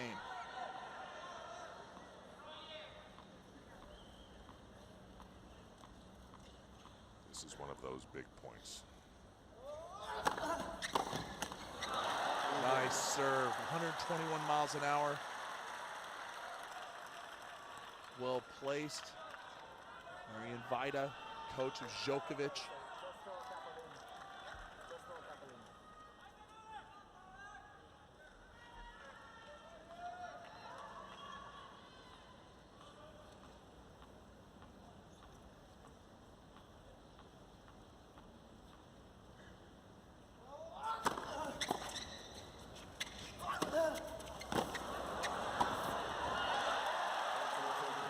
Djokovic made so sure. That was a great approach shot right on the baseline. Federer kind of stares down that approach shot, how close it was, didn't challenge.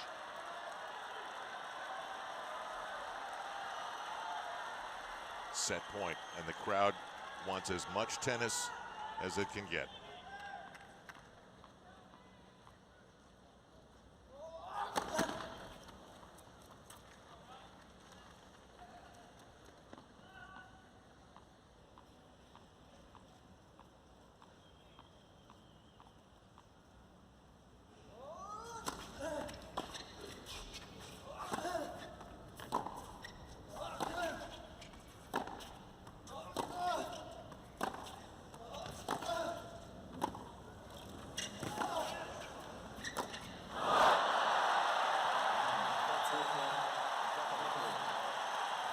He's officially back into it now.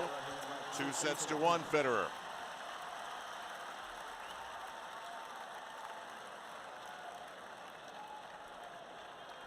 We go to the 4th set. Roger Federer, the #3 seed. Novak Djokovic, the #1 seed. Take your seats, please. Player in the world. 4th set. Roger Federer's going to have to flip that switch again here, but what does he do to do it? Well, first it starts with the serve. I thought he served. Thank you. Serves in the 3rd set. But honestly, got in trouble, long service games. start here. It's got to start. He's got to come out. As we see the shadows just starting to creep across this.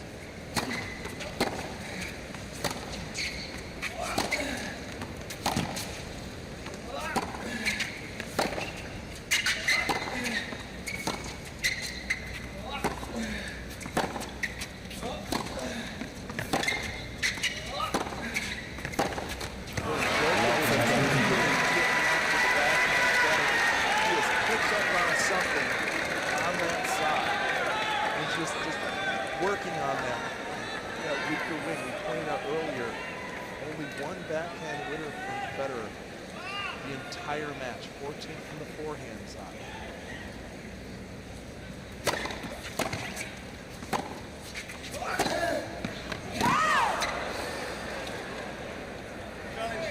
You want to challenge? Yeah. You want to challenge? Yeah. Djokovic is challenging the call on the left near set line. What was called out?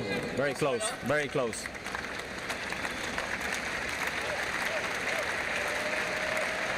It is on the line.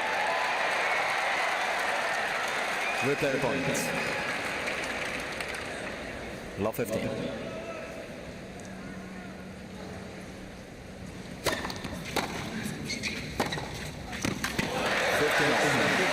down the line, and that may turn things around for him. The confidence is take that ball early, extend it down the line. Hold his ground just inside the baseline. It's only the second backhand winner of the match. 15. He wasn't going for a winner there. He just trying to put it back in play.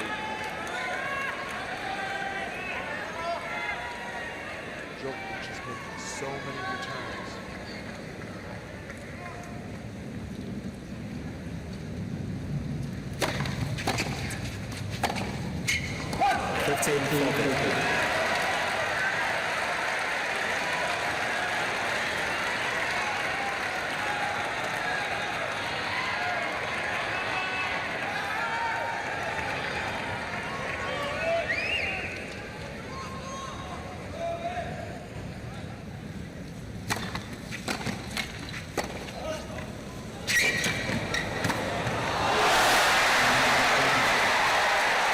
First game, fourth set.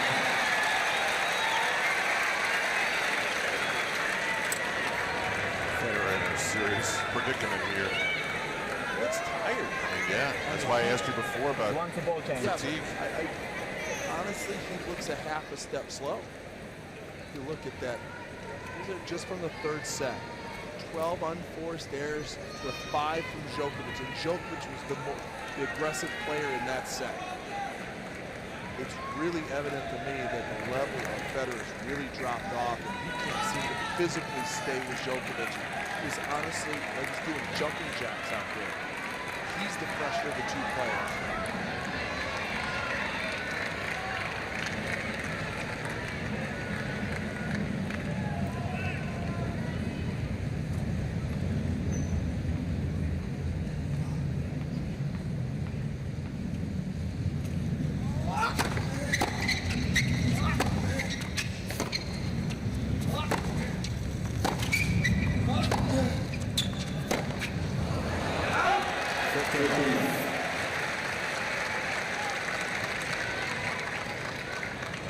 Federer starts practicing his swing to take points. That's a big key thing. He doesn't really do that. He's having a lot of problem on that side. Lots of timing issues.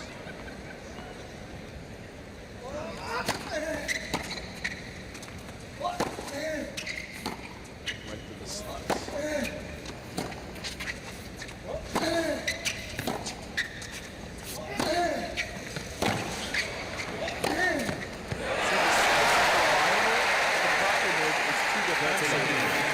Djokovic turns it basically into a sideline-to-sideline battle.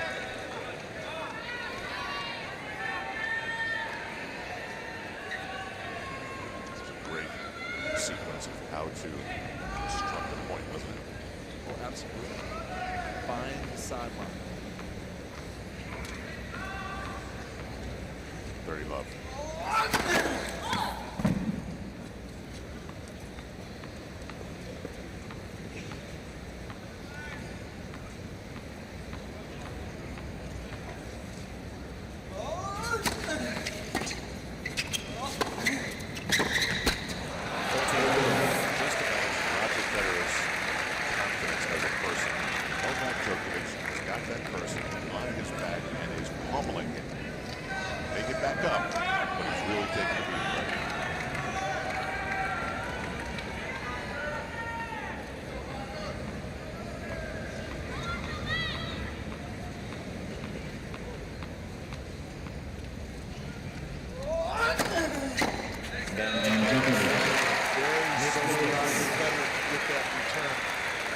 serve. Djokovic needs 2 games to love.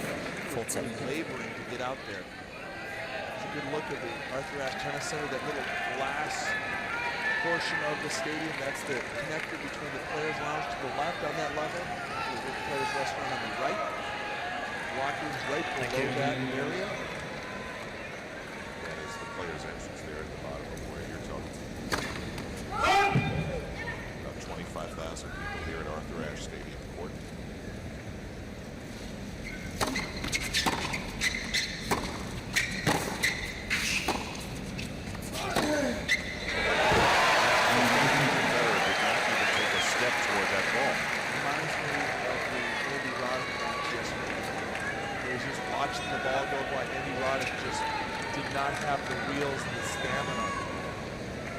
Get out to the shots that Nadal was throwing at him.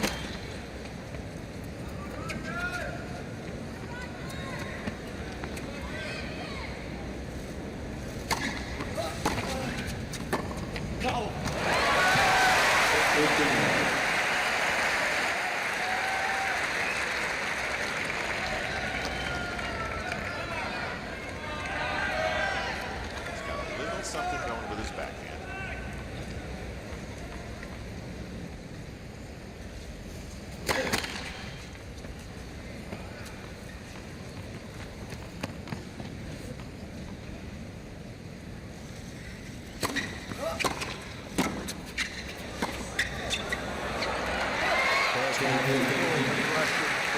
Federer, little serving volley action, 98 miles an hour on the serve, but what was the big factor was a split step on this hip volley that basically forced the air.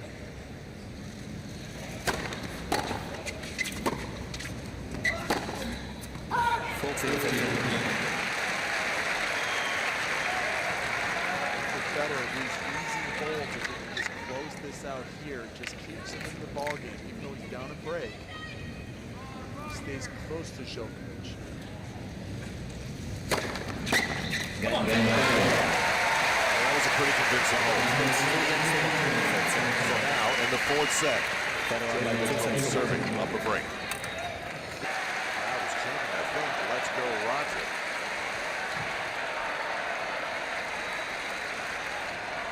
Djokovic to serve 2-1 fourth set. Thank you. Quiet, please. Thank you.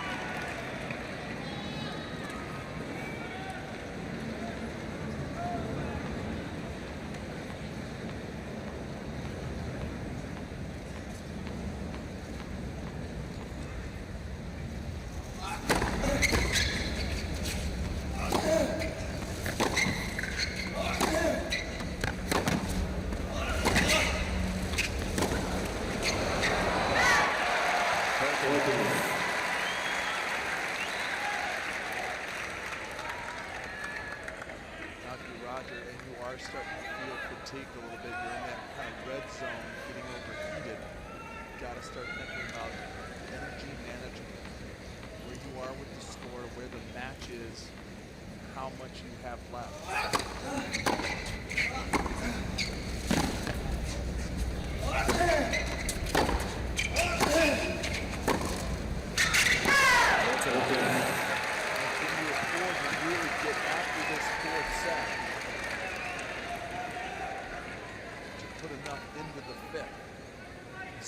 Big enough to keep the points short.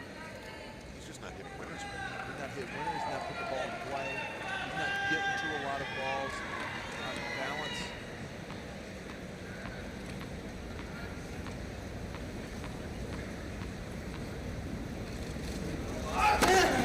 Game. So he's going to have to really start thinking about, okay, Djokovic leads 3 games to 1.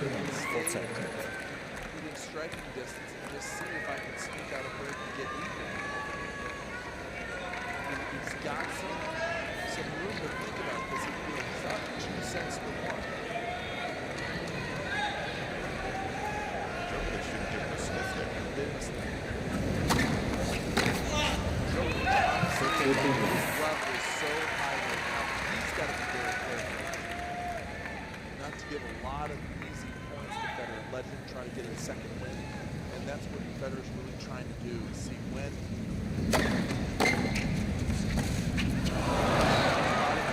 to get that spark back as he looks flat. Well, he didn't move out of the way for that. The ball just on him. Slice it into the net.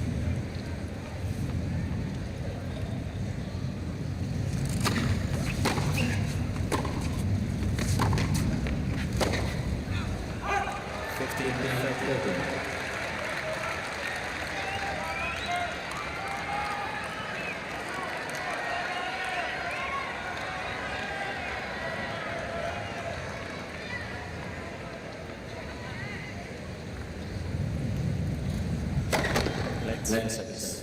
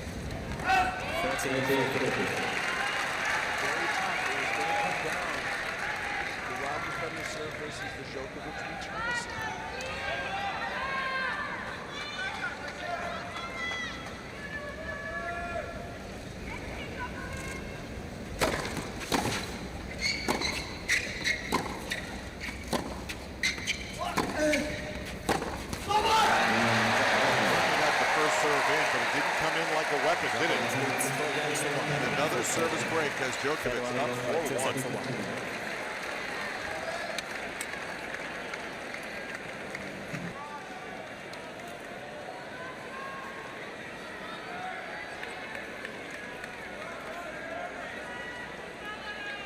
What has happened to Roger Federer here in New York City happened so suddenly. The second set was over and bang. Whatever he had working was gone. And Novak Djokovic, Sits, please, behind the players. took advantage of it. Now he is up 4-1 in the fourth, bidding to send us to the limit to a fifth set.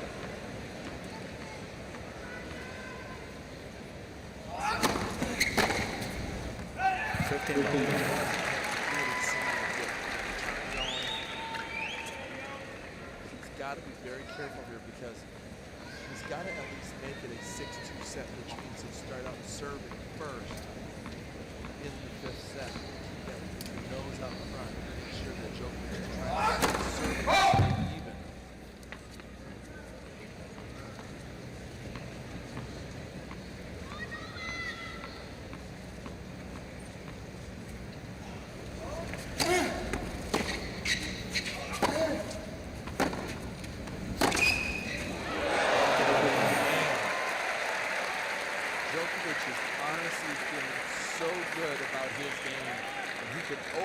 Up. And this is what I talk about, playing like you have the lead. Djokovic has a 4-1 two-break lead in the fourth set. Clearly he has the momentum. Clearly he sees that his opponent is tired and not scrambling for balls and not setting up. That first set was so intense that it sucked a lot of life out of these guys. Djokovic lucky enough to take the entire second set to get his second win. And maybe Federer's just paying for that first set now.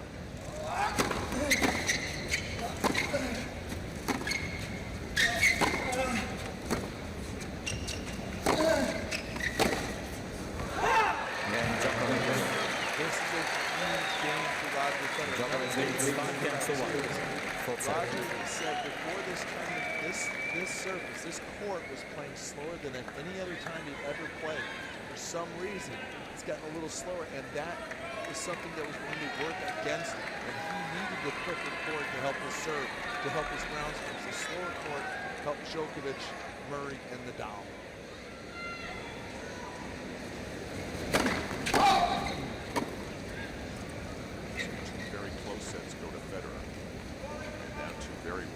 one-sided sets.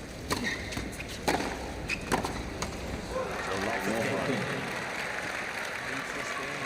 If he's going to compete, honestly, he just cannot afford to allow Djokovic just to run away with sets 3 and 4 like a steamroller.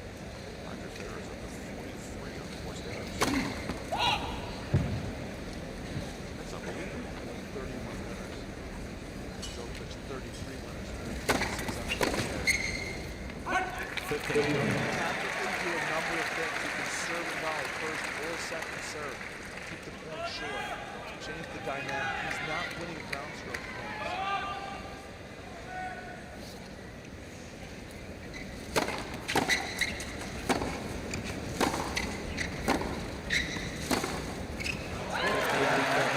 It's honestly batting practice from the batting cage for Djokovic.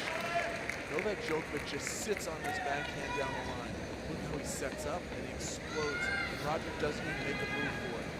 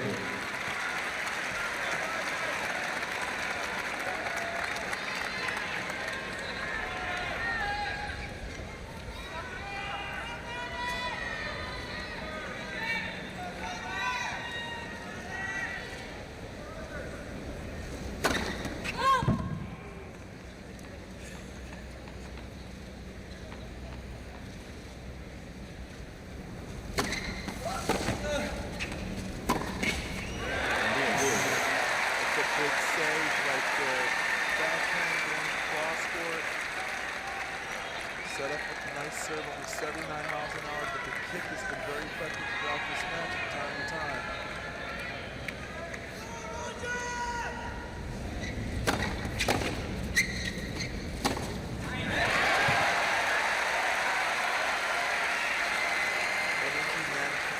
Energy management. Have to execute a good first serve, second shot combination. Hold here.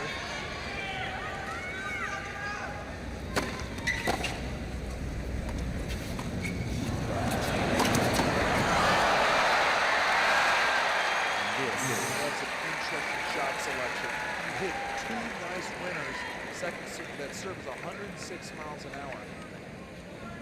But the drop shot, when he could have just hit a winner down line or cross court. Djokovic looks fresh. Federer looks worn down.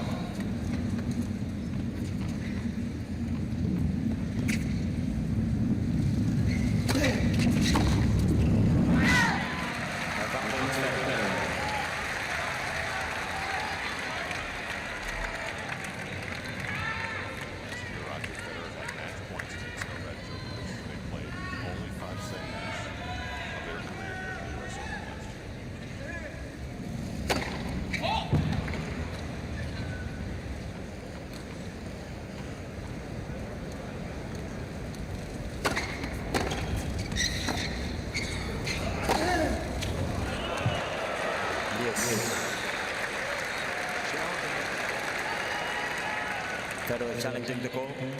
The right baseline. Ball was called in.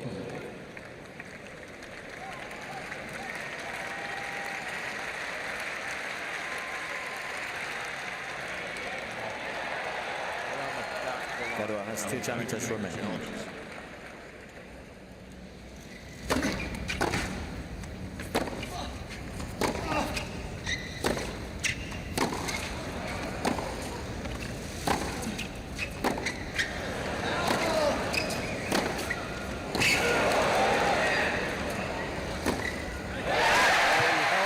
Djokovic. This is a wily veteran play. He gets in the position, Advantage he waits for Djokovic to make his move. Watch this now. Keep your eye on Djokovic. As soon as he moves, Roger then sees it and goes the other way. What players can't do that? Can't do it. Well, Djokovic Lines up in full set may be lost, but Federer by 2 plays sets to through 1. it. 5-2 Djokovic serving for the set. Roger Federer looking like he's trying to get himself rejuvenated, jumping around just a little bit. Here's Novak Djokovic serving for the second, force of fifth set. Second consecutive year at the US Open between these two.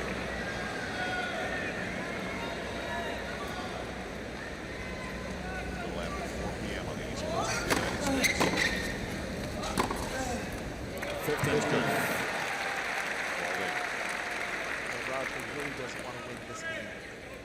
We're talking about energy management. Why did he compete so hard last night?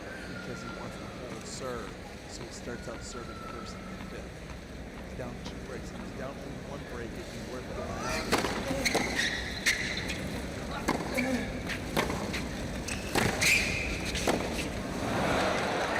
30-2. Just as flat right now. He's not moving himself in the position. Because he puts a lot of energy into breaking here, then he's going to have to put it into holding. Make a run here. He's too far gone here. Down 2 breaks.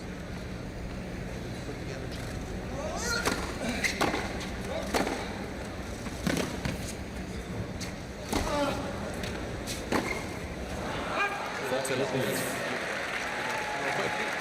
That's the throw away. And listen, that's okay. He's not worried about winning this game. He's worried about winning the match. He's putting everything in that fifth set. He just needs time for his legs to come back to get that second win.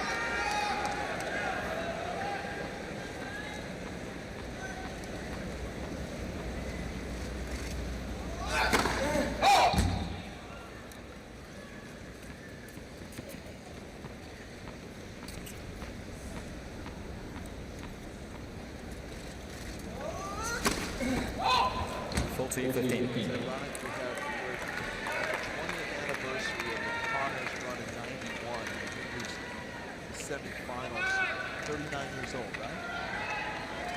You get a lot of that energy management.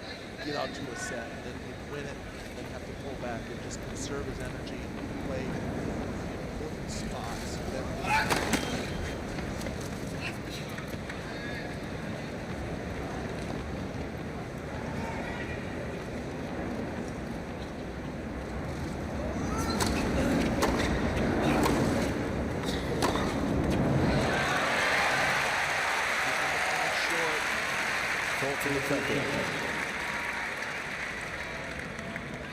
This time he sets up for the forehand a lot better, moves forward, and then he drives into the ball. Not a lot of spin on that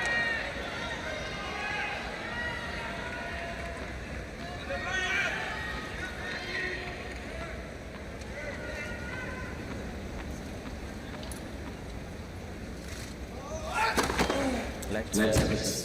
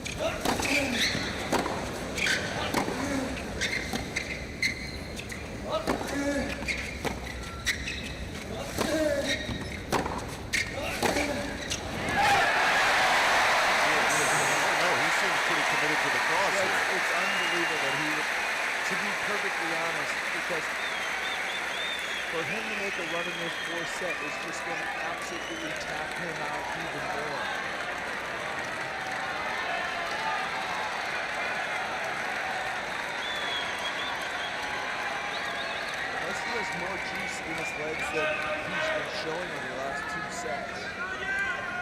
Deuce.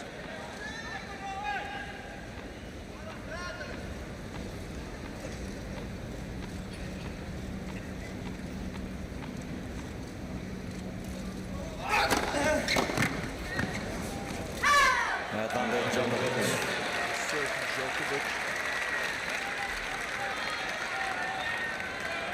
So now serving for the set.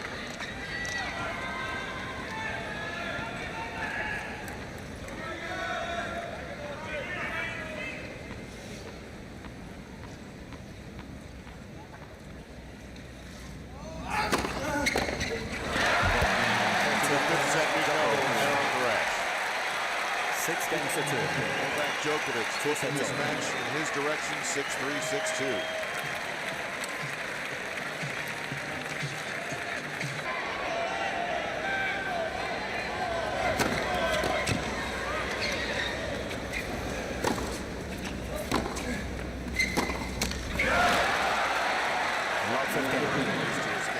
That represents arguably the greatest player who's ever played the game. And as we all know, time is not on his side nor anyone else's.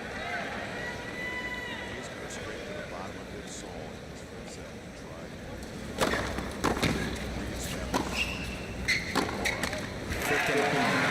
Djokovic cannot be making that unforced error. You want to make Roger Federer put ball after ball, put it on the run. That's been the formula for the last 2 sets. For Roger, you've got to get the backhand cooking. You've got to spurt the serve and the forehand.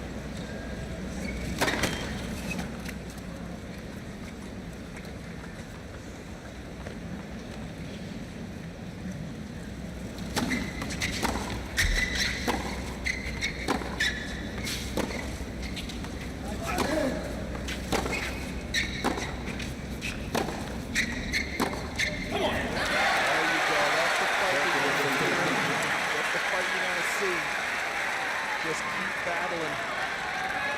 Djokovic is honestly pulled off of his aggressive ground stroke for some reason. Allowing Roger Federer to kind of get his groove back.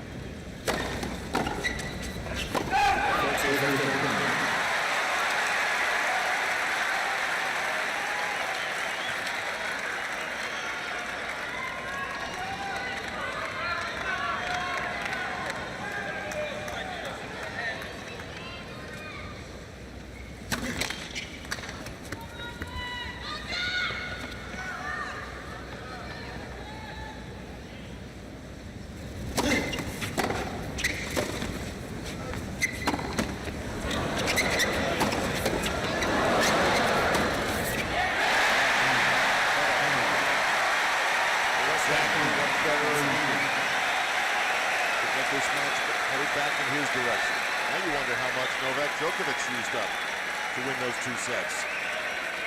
If you look at the 4th set statistics, look at first serve percentage. Wow, 80% for Djokovic, 64% for Fed. But look at the unforced errors, 12-2. Djokovic, and now the fans, they're coming alive. They are really into it now.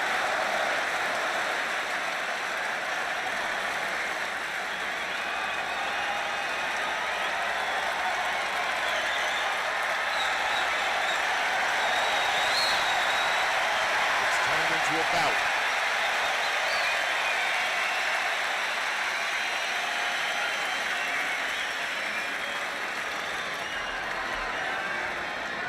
After Federer, you really want to make a run while Djokovic seems to be on his heels a little bit. Taking a little bit of a breather. This is an opponent. Feel it, they're not that far apart.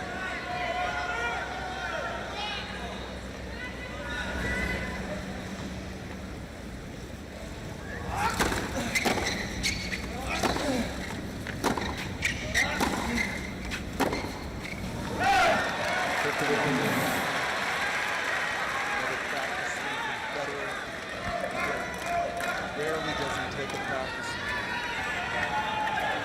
Just not feeling it off that backhand side.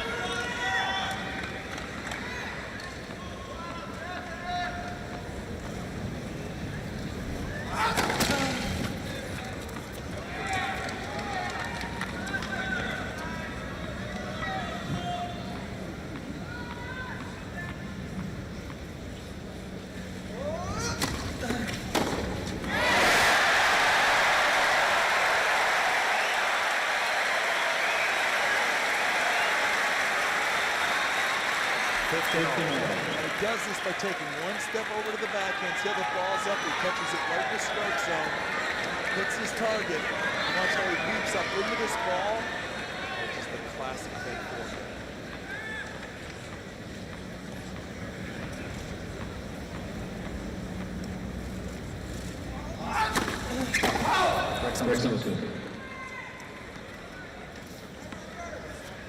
It's the one near to the corner, yeah? Federer Jannik on the service line. What was called in? Sorry? We called it too quickly.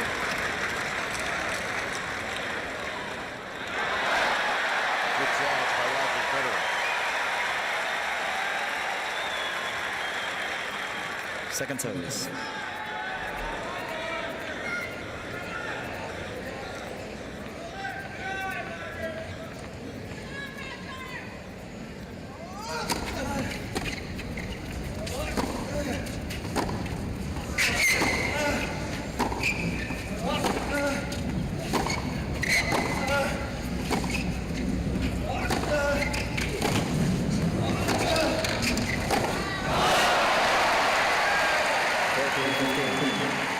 Really getting animated in between shots.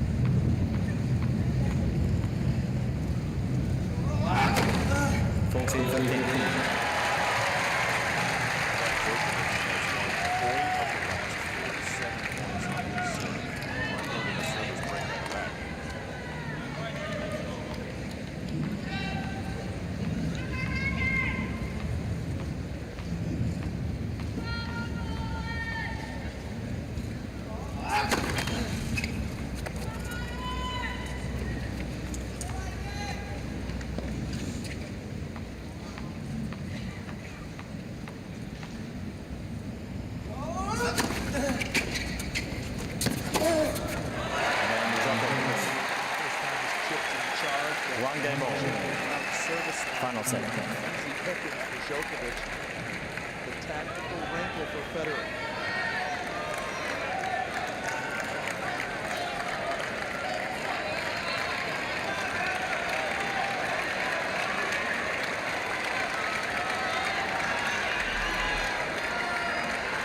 Six please. Thank you.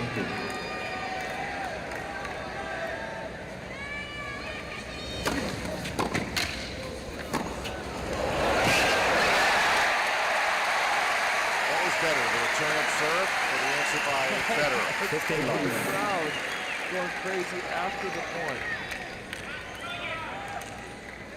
This set is really cooking up. Both players lifting their shots to another level.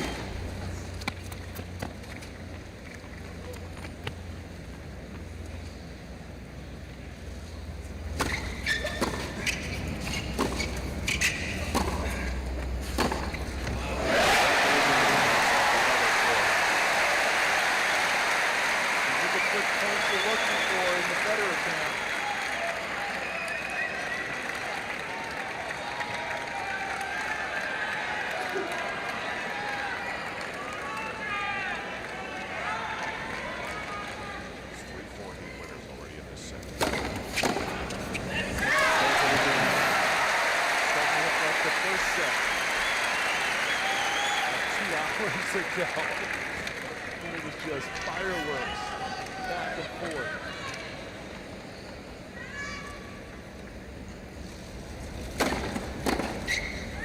Then Federer. New ball space. Federer looks like he has Federer regained needs some 2 energy. games to 1. Final set.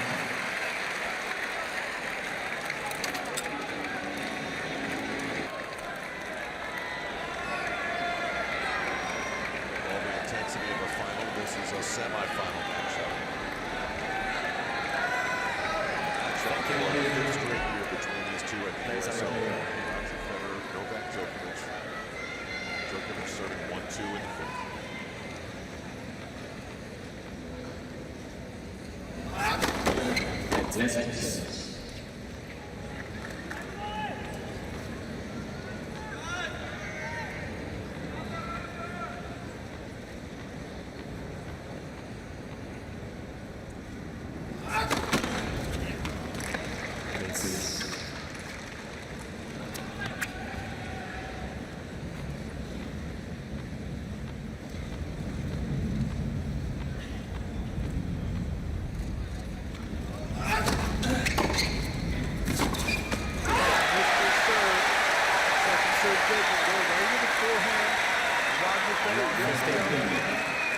Dangerous strike.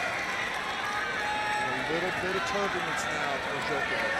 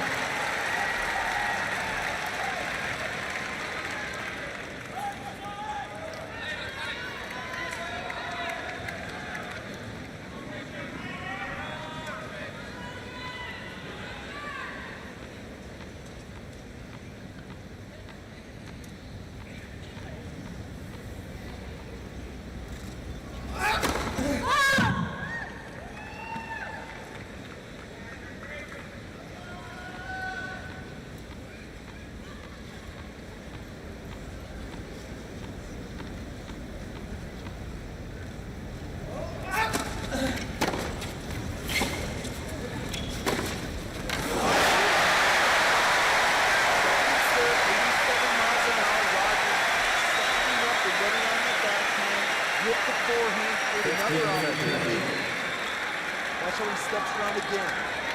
Don't go anywhere. This is inside in. He had the inside out sitting there also.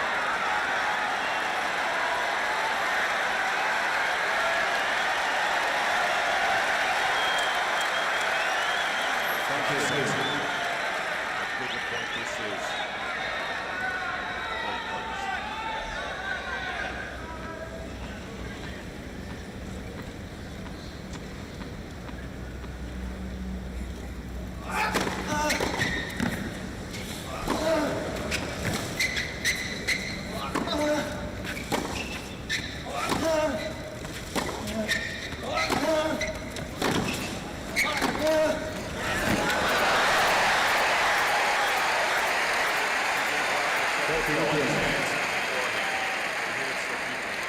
Exactly, the length of shot, and that's been a key aspect of the big run in 2011 for Djokovic, his ability to keep the ball deep on both wings, forehand and backhand.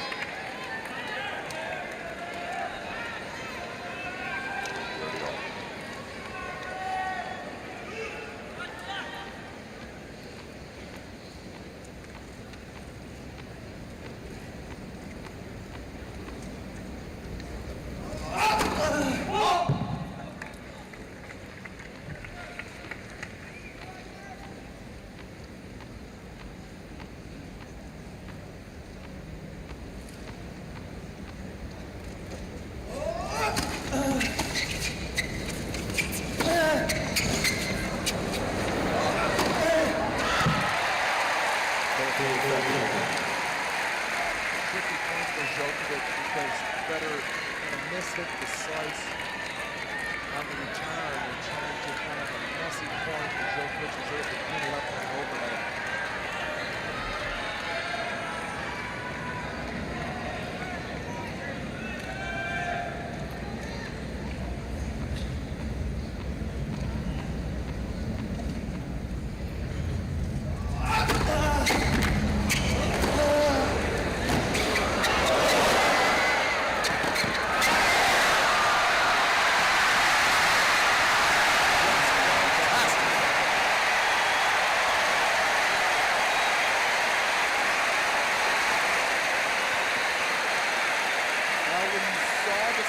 For today, these equal matches that are following after this one, you knew this was the type of play you were going to see. Scramble, volley, passing shot.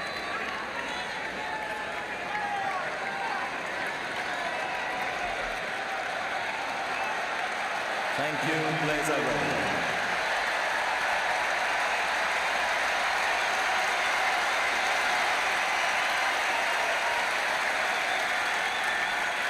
Thank you.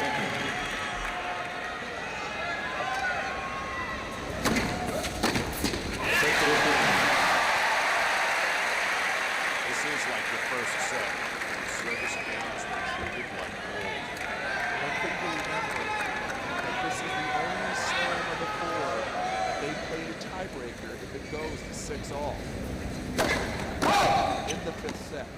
Every other major they played out.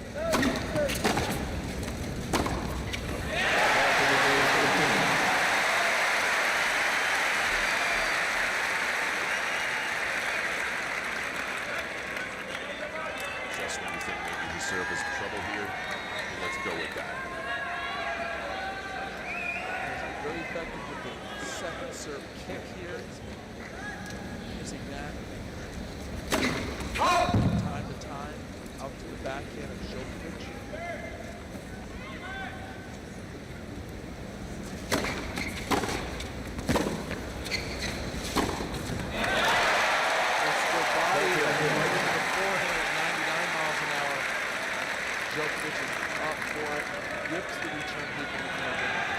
Big point right here for Roger Federer.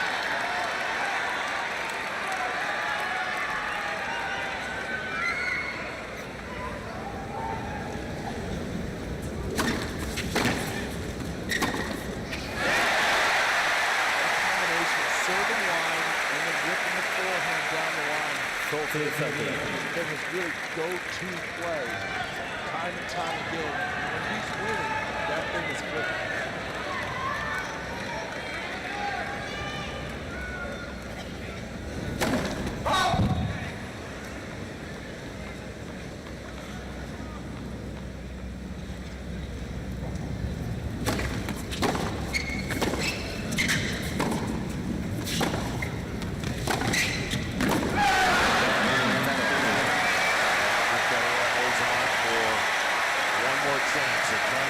Novak Djokovic's serve. Final set. Two of the game's best players.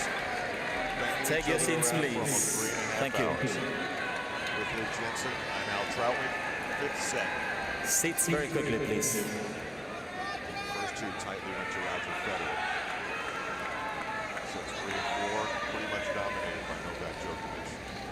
Roger Federer has some energy here in the 5th set. Djokovic has just been really cruising along too.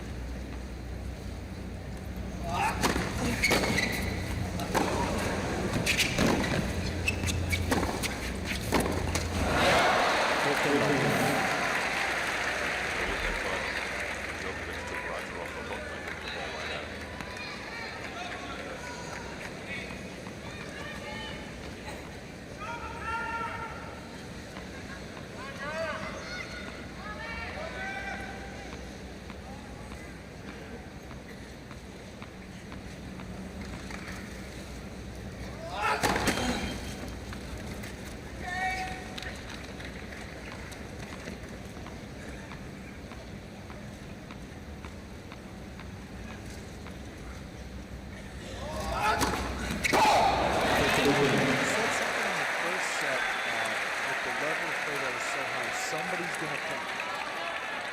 Somebody's going to crack him on tiebreaker. Djokovic did. And I just get the same feeling now. This is so tight. Both players are playing at such a high level. You feel the tension. The crowd feels the tension. Somebody is going to slip up. It's going to cost him this match.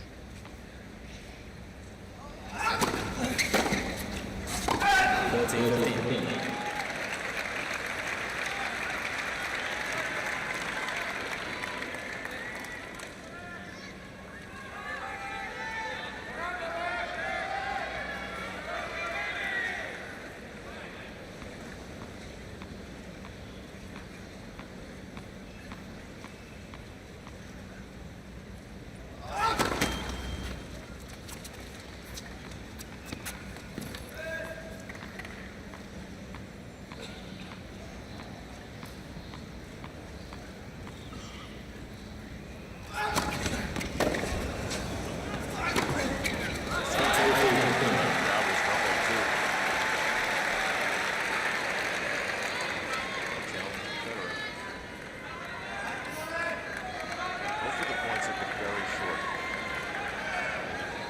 by the match time. 3:22 right now. Normally we'd be easily in the 4th hour, right?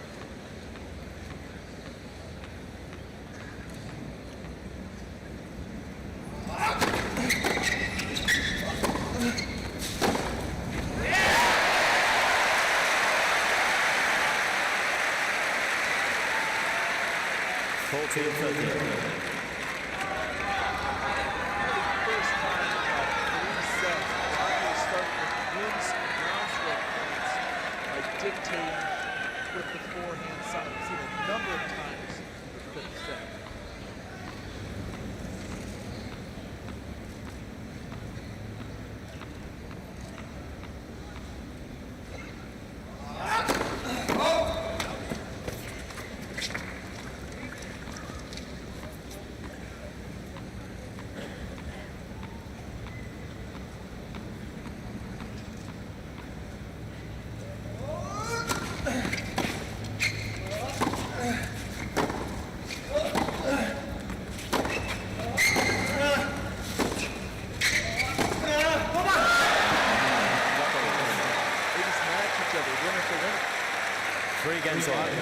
Final set. Djokovic hits it. That's where the rubber meets the road right here. Almost 7th game, the whole momentum drive. Comes down to Roger Federer's ability to get the first serve going. Thank you.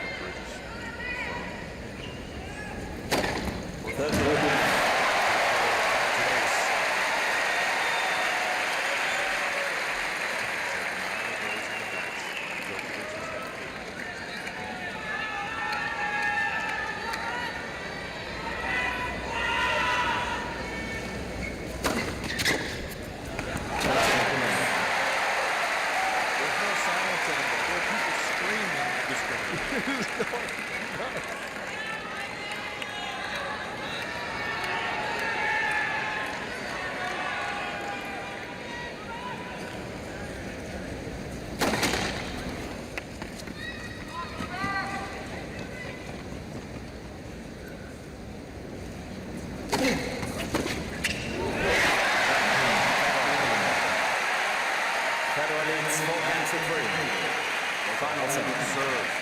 4-3. Federer in the 5th.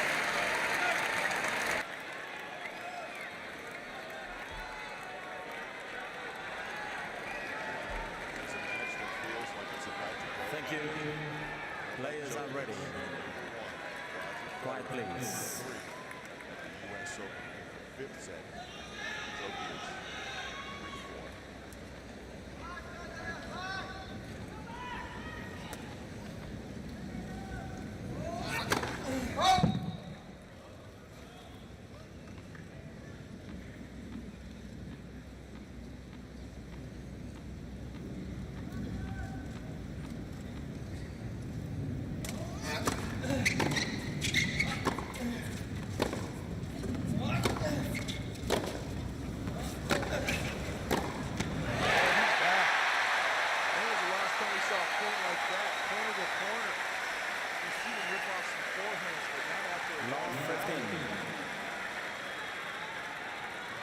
Takes it right on the rise and hits that ball with a lot of toss. Gets underneath that ball off his back foot.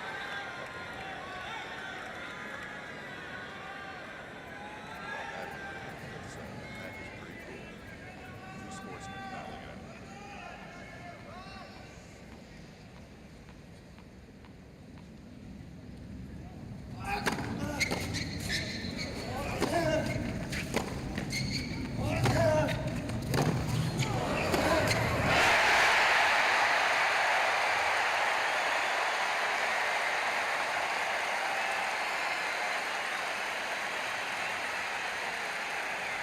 Love 30.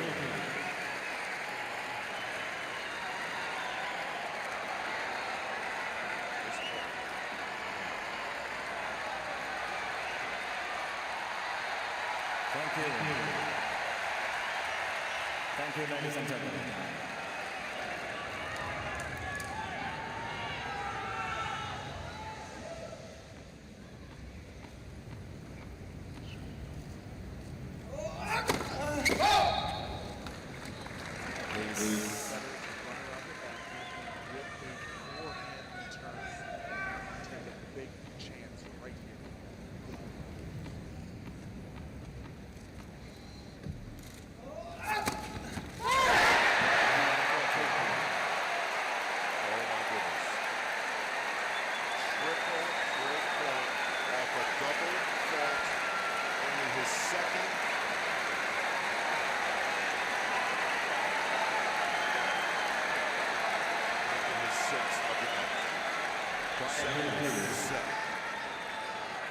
Thank you.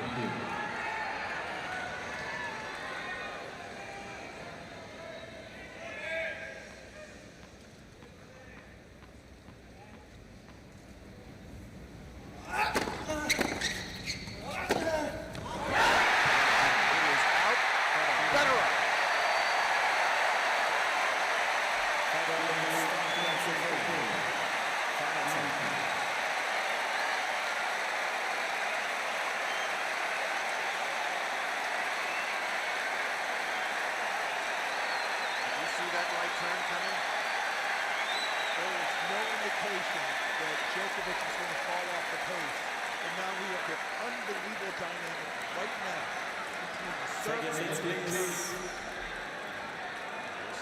Thank you. Thank you.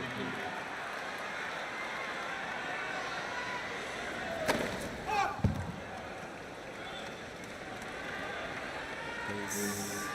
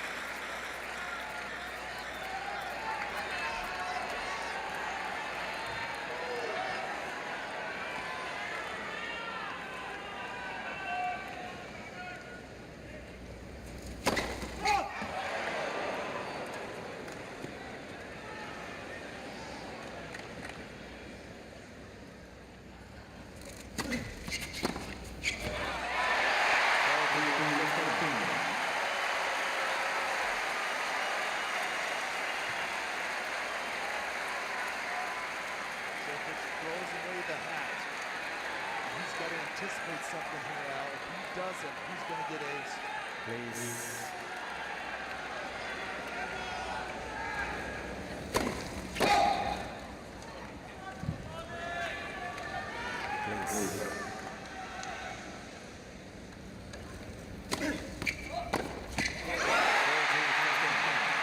He has hit an emotional, physical wall.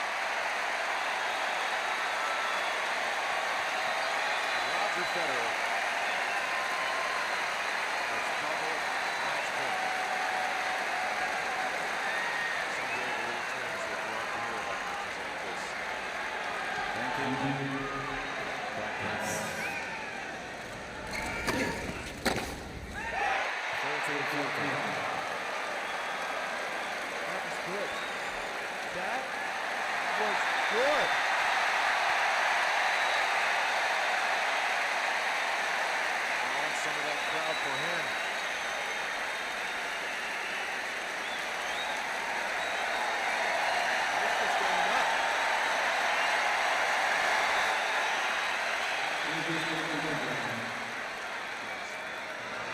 Quiet, please.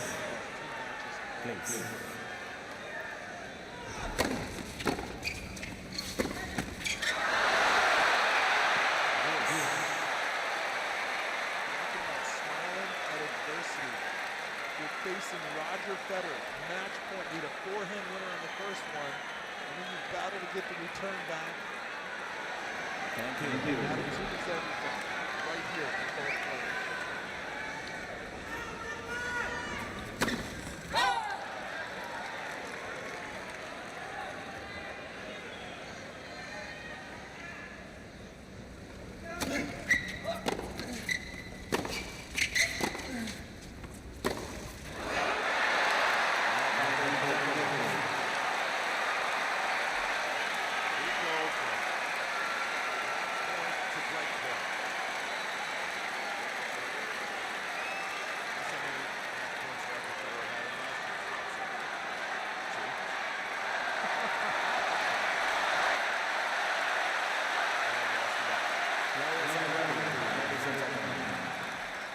Thank you.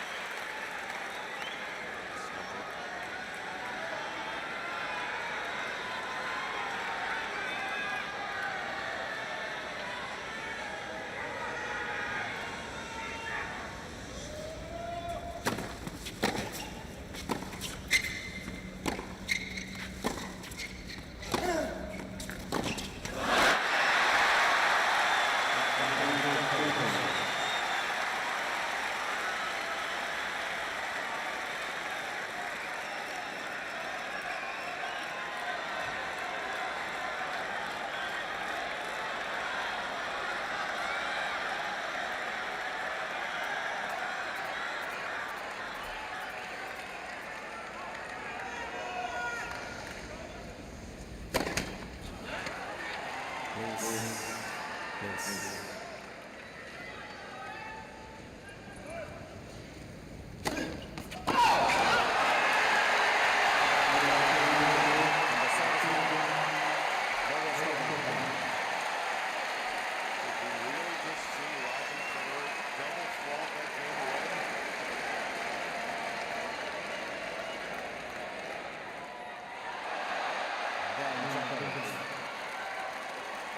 Federer leads 5 games to 4, final set. Federer has 2 challenges remaining. Time.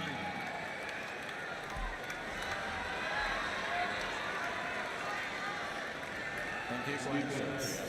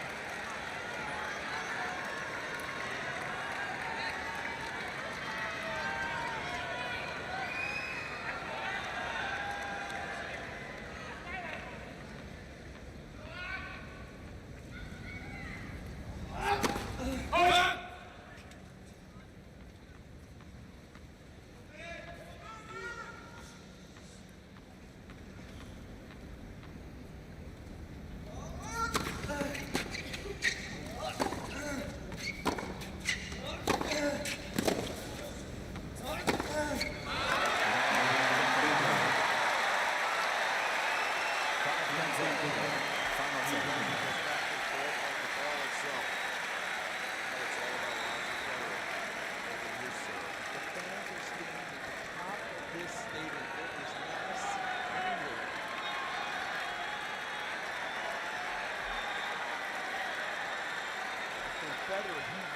Thank you. About this point. Points of history, we're done.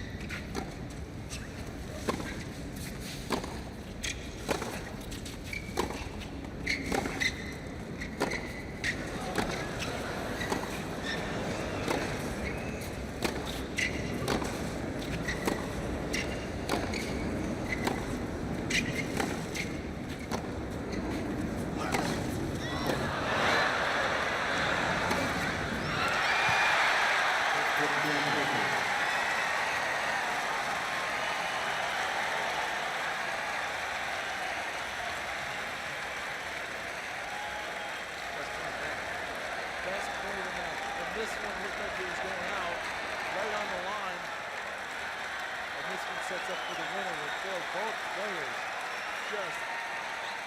Thank you.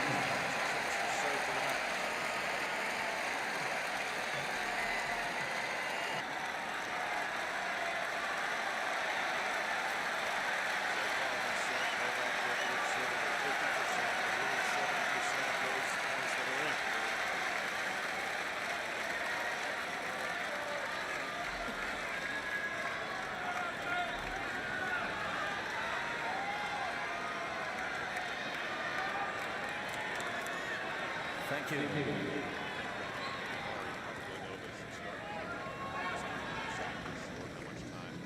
This will take Djokovic serving for the match to go to the final.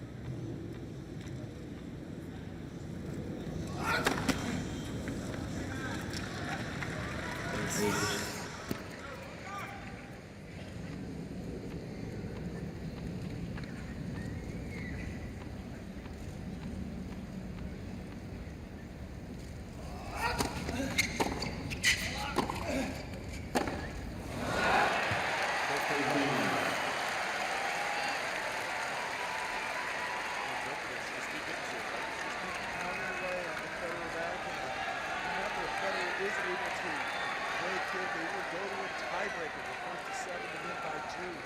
Sudden death.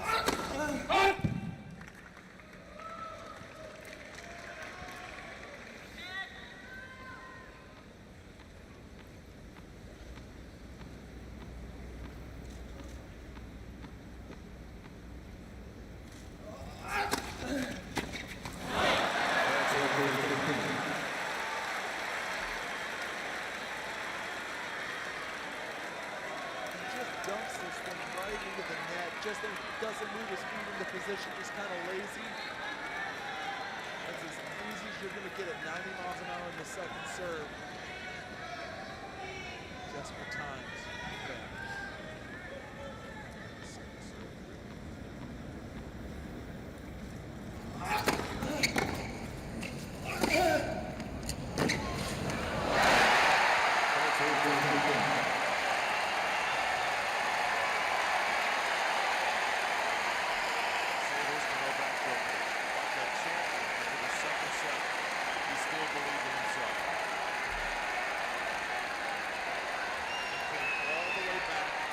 Thank you. Quiet, please.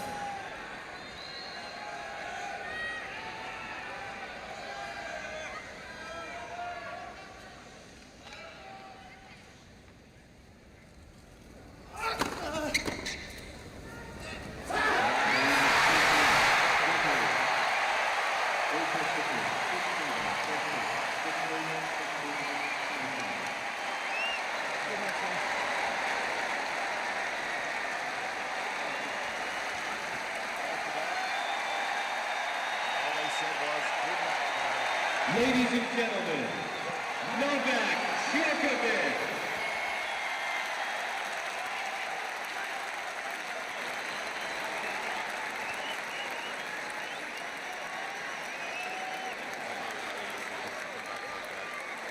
He was smiling when he was down. He wanted the pressure, and it reminds me so much about Martina Navratilova. She was on that amazing run, and she said, I just forgot how to lose. They just Novak told me no Djokovic interview, Roger. avenged the French Open loss to Roger Federer. This guy, Djokovic, has just forgotten how to lose. And New York, Just doesn't hit this US guy. Open champion, Roger Federer.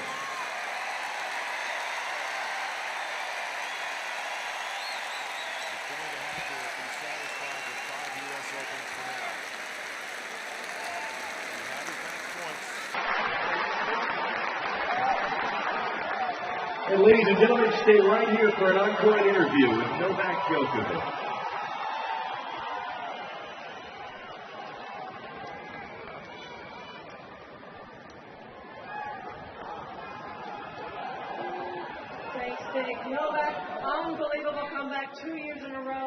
2 match points down. How on earth were you able to win again this year against Roger? Well, it was definitely the biggest win of this year. One of the biggest wins of the career. Under the circumstances, I was 2 sets down. Roger was in control. He was playing better.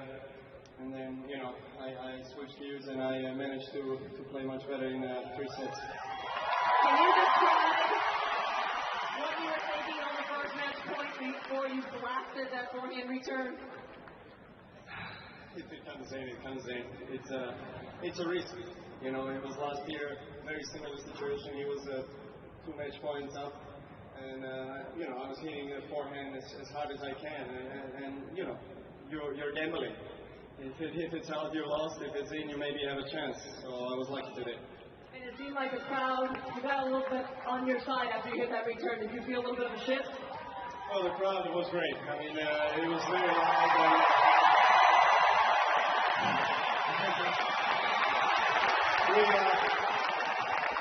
Look, this is the biggest stadium we have in our sport, and this Grand Slam US Open is special because of noise that there is in the center court, and it's great. Thank you.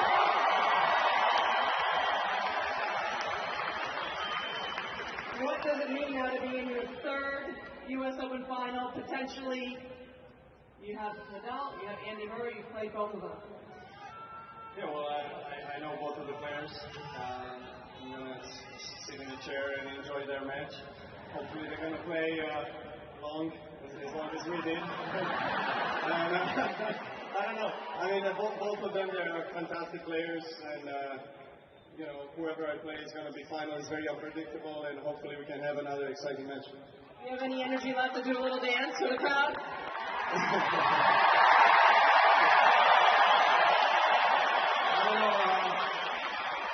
I'll dance if everybody dances with me on the stadium. I think we're going to get a big response from that.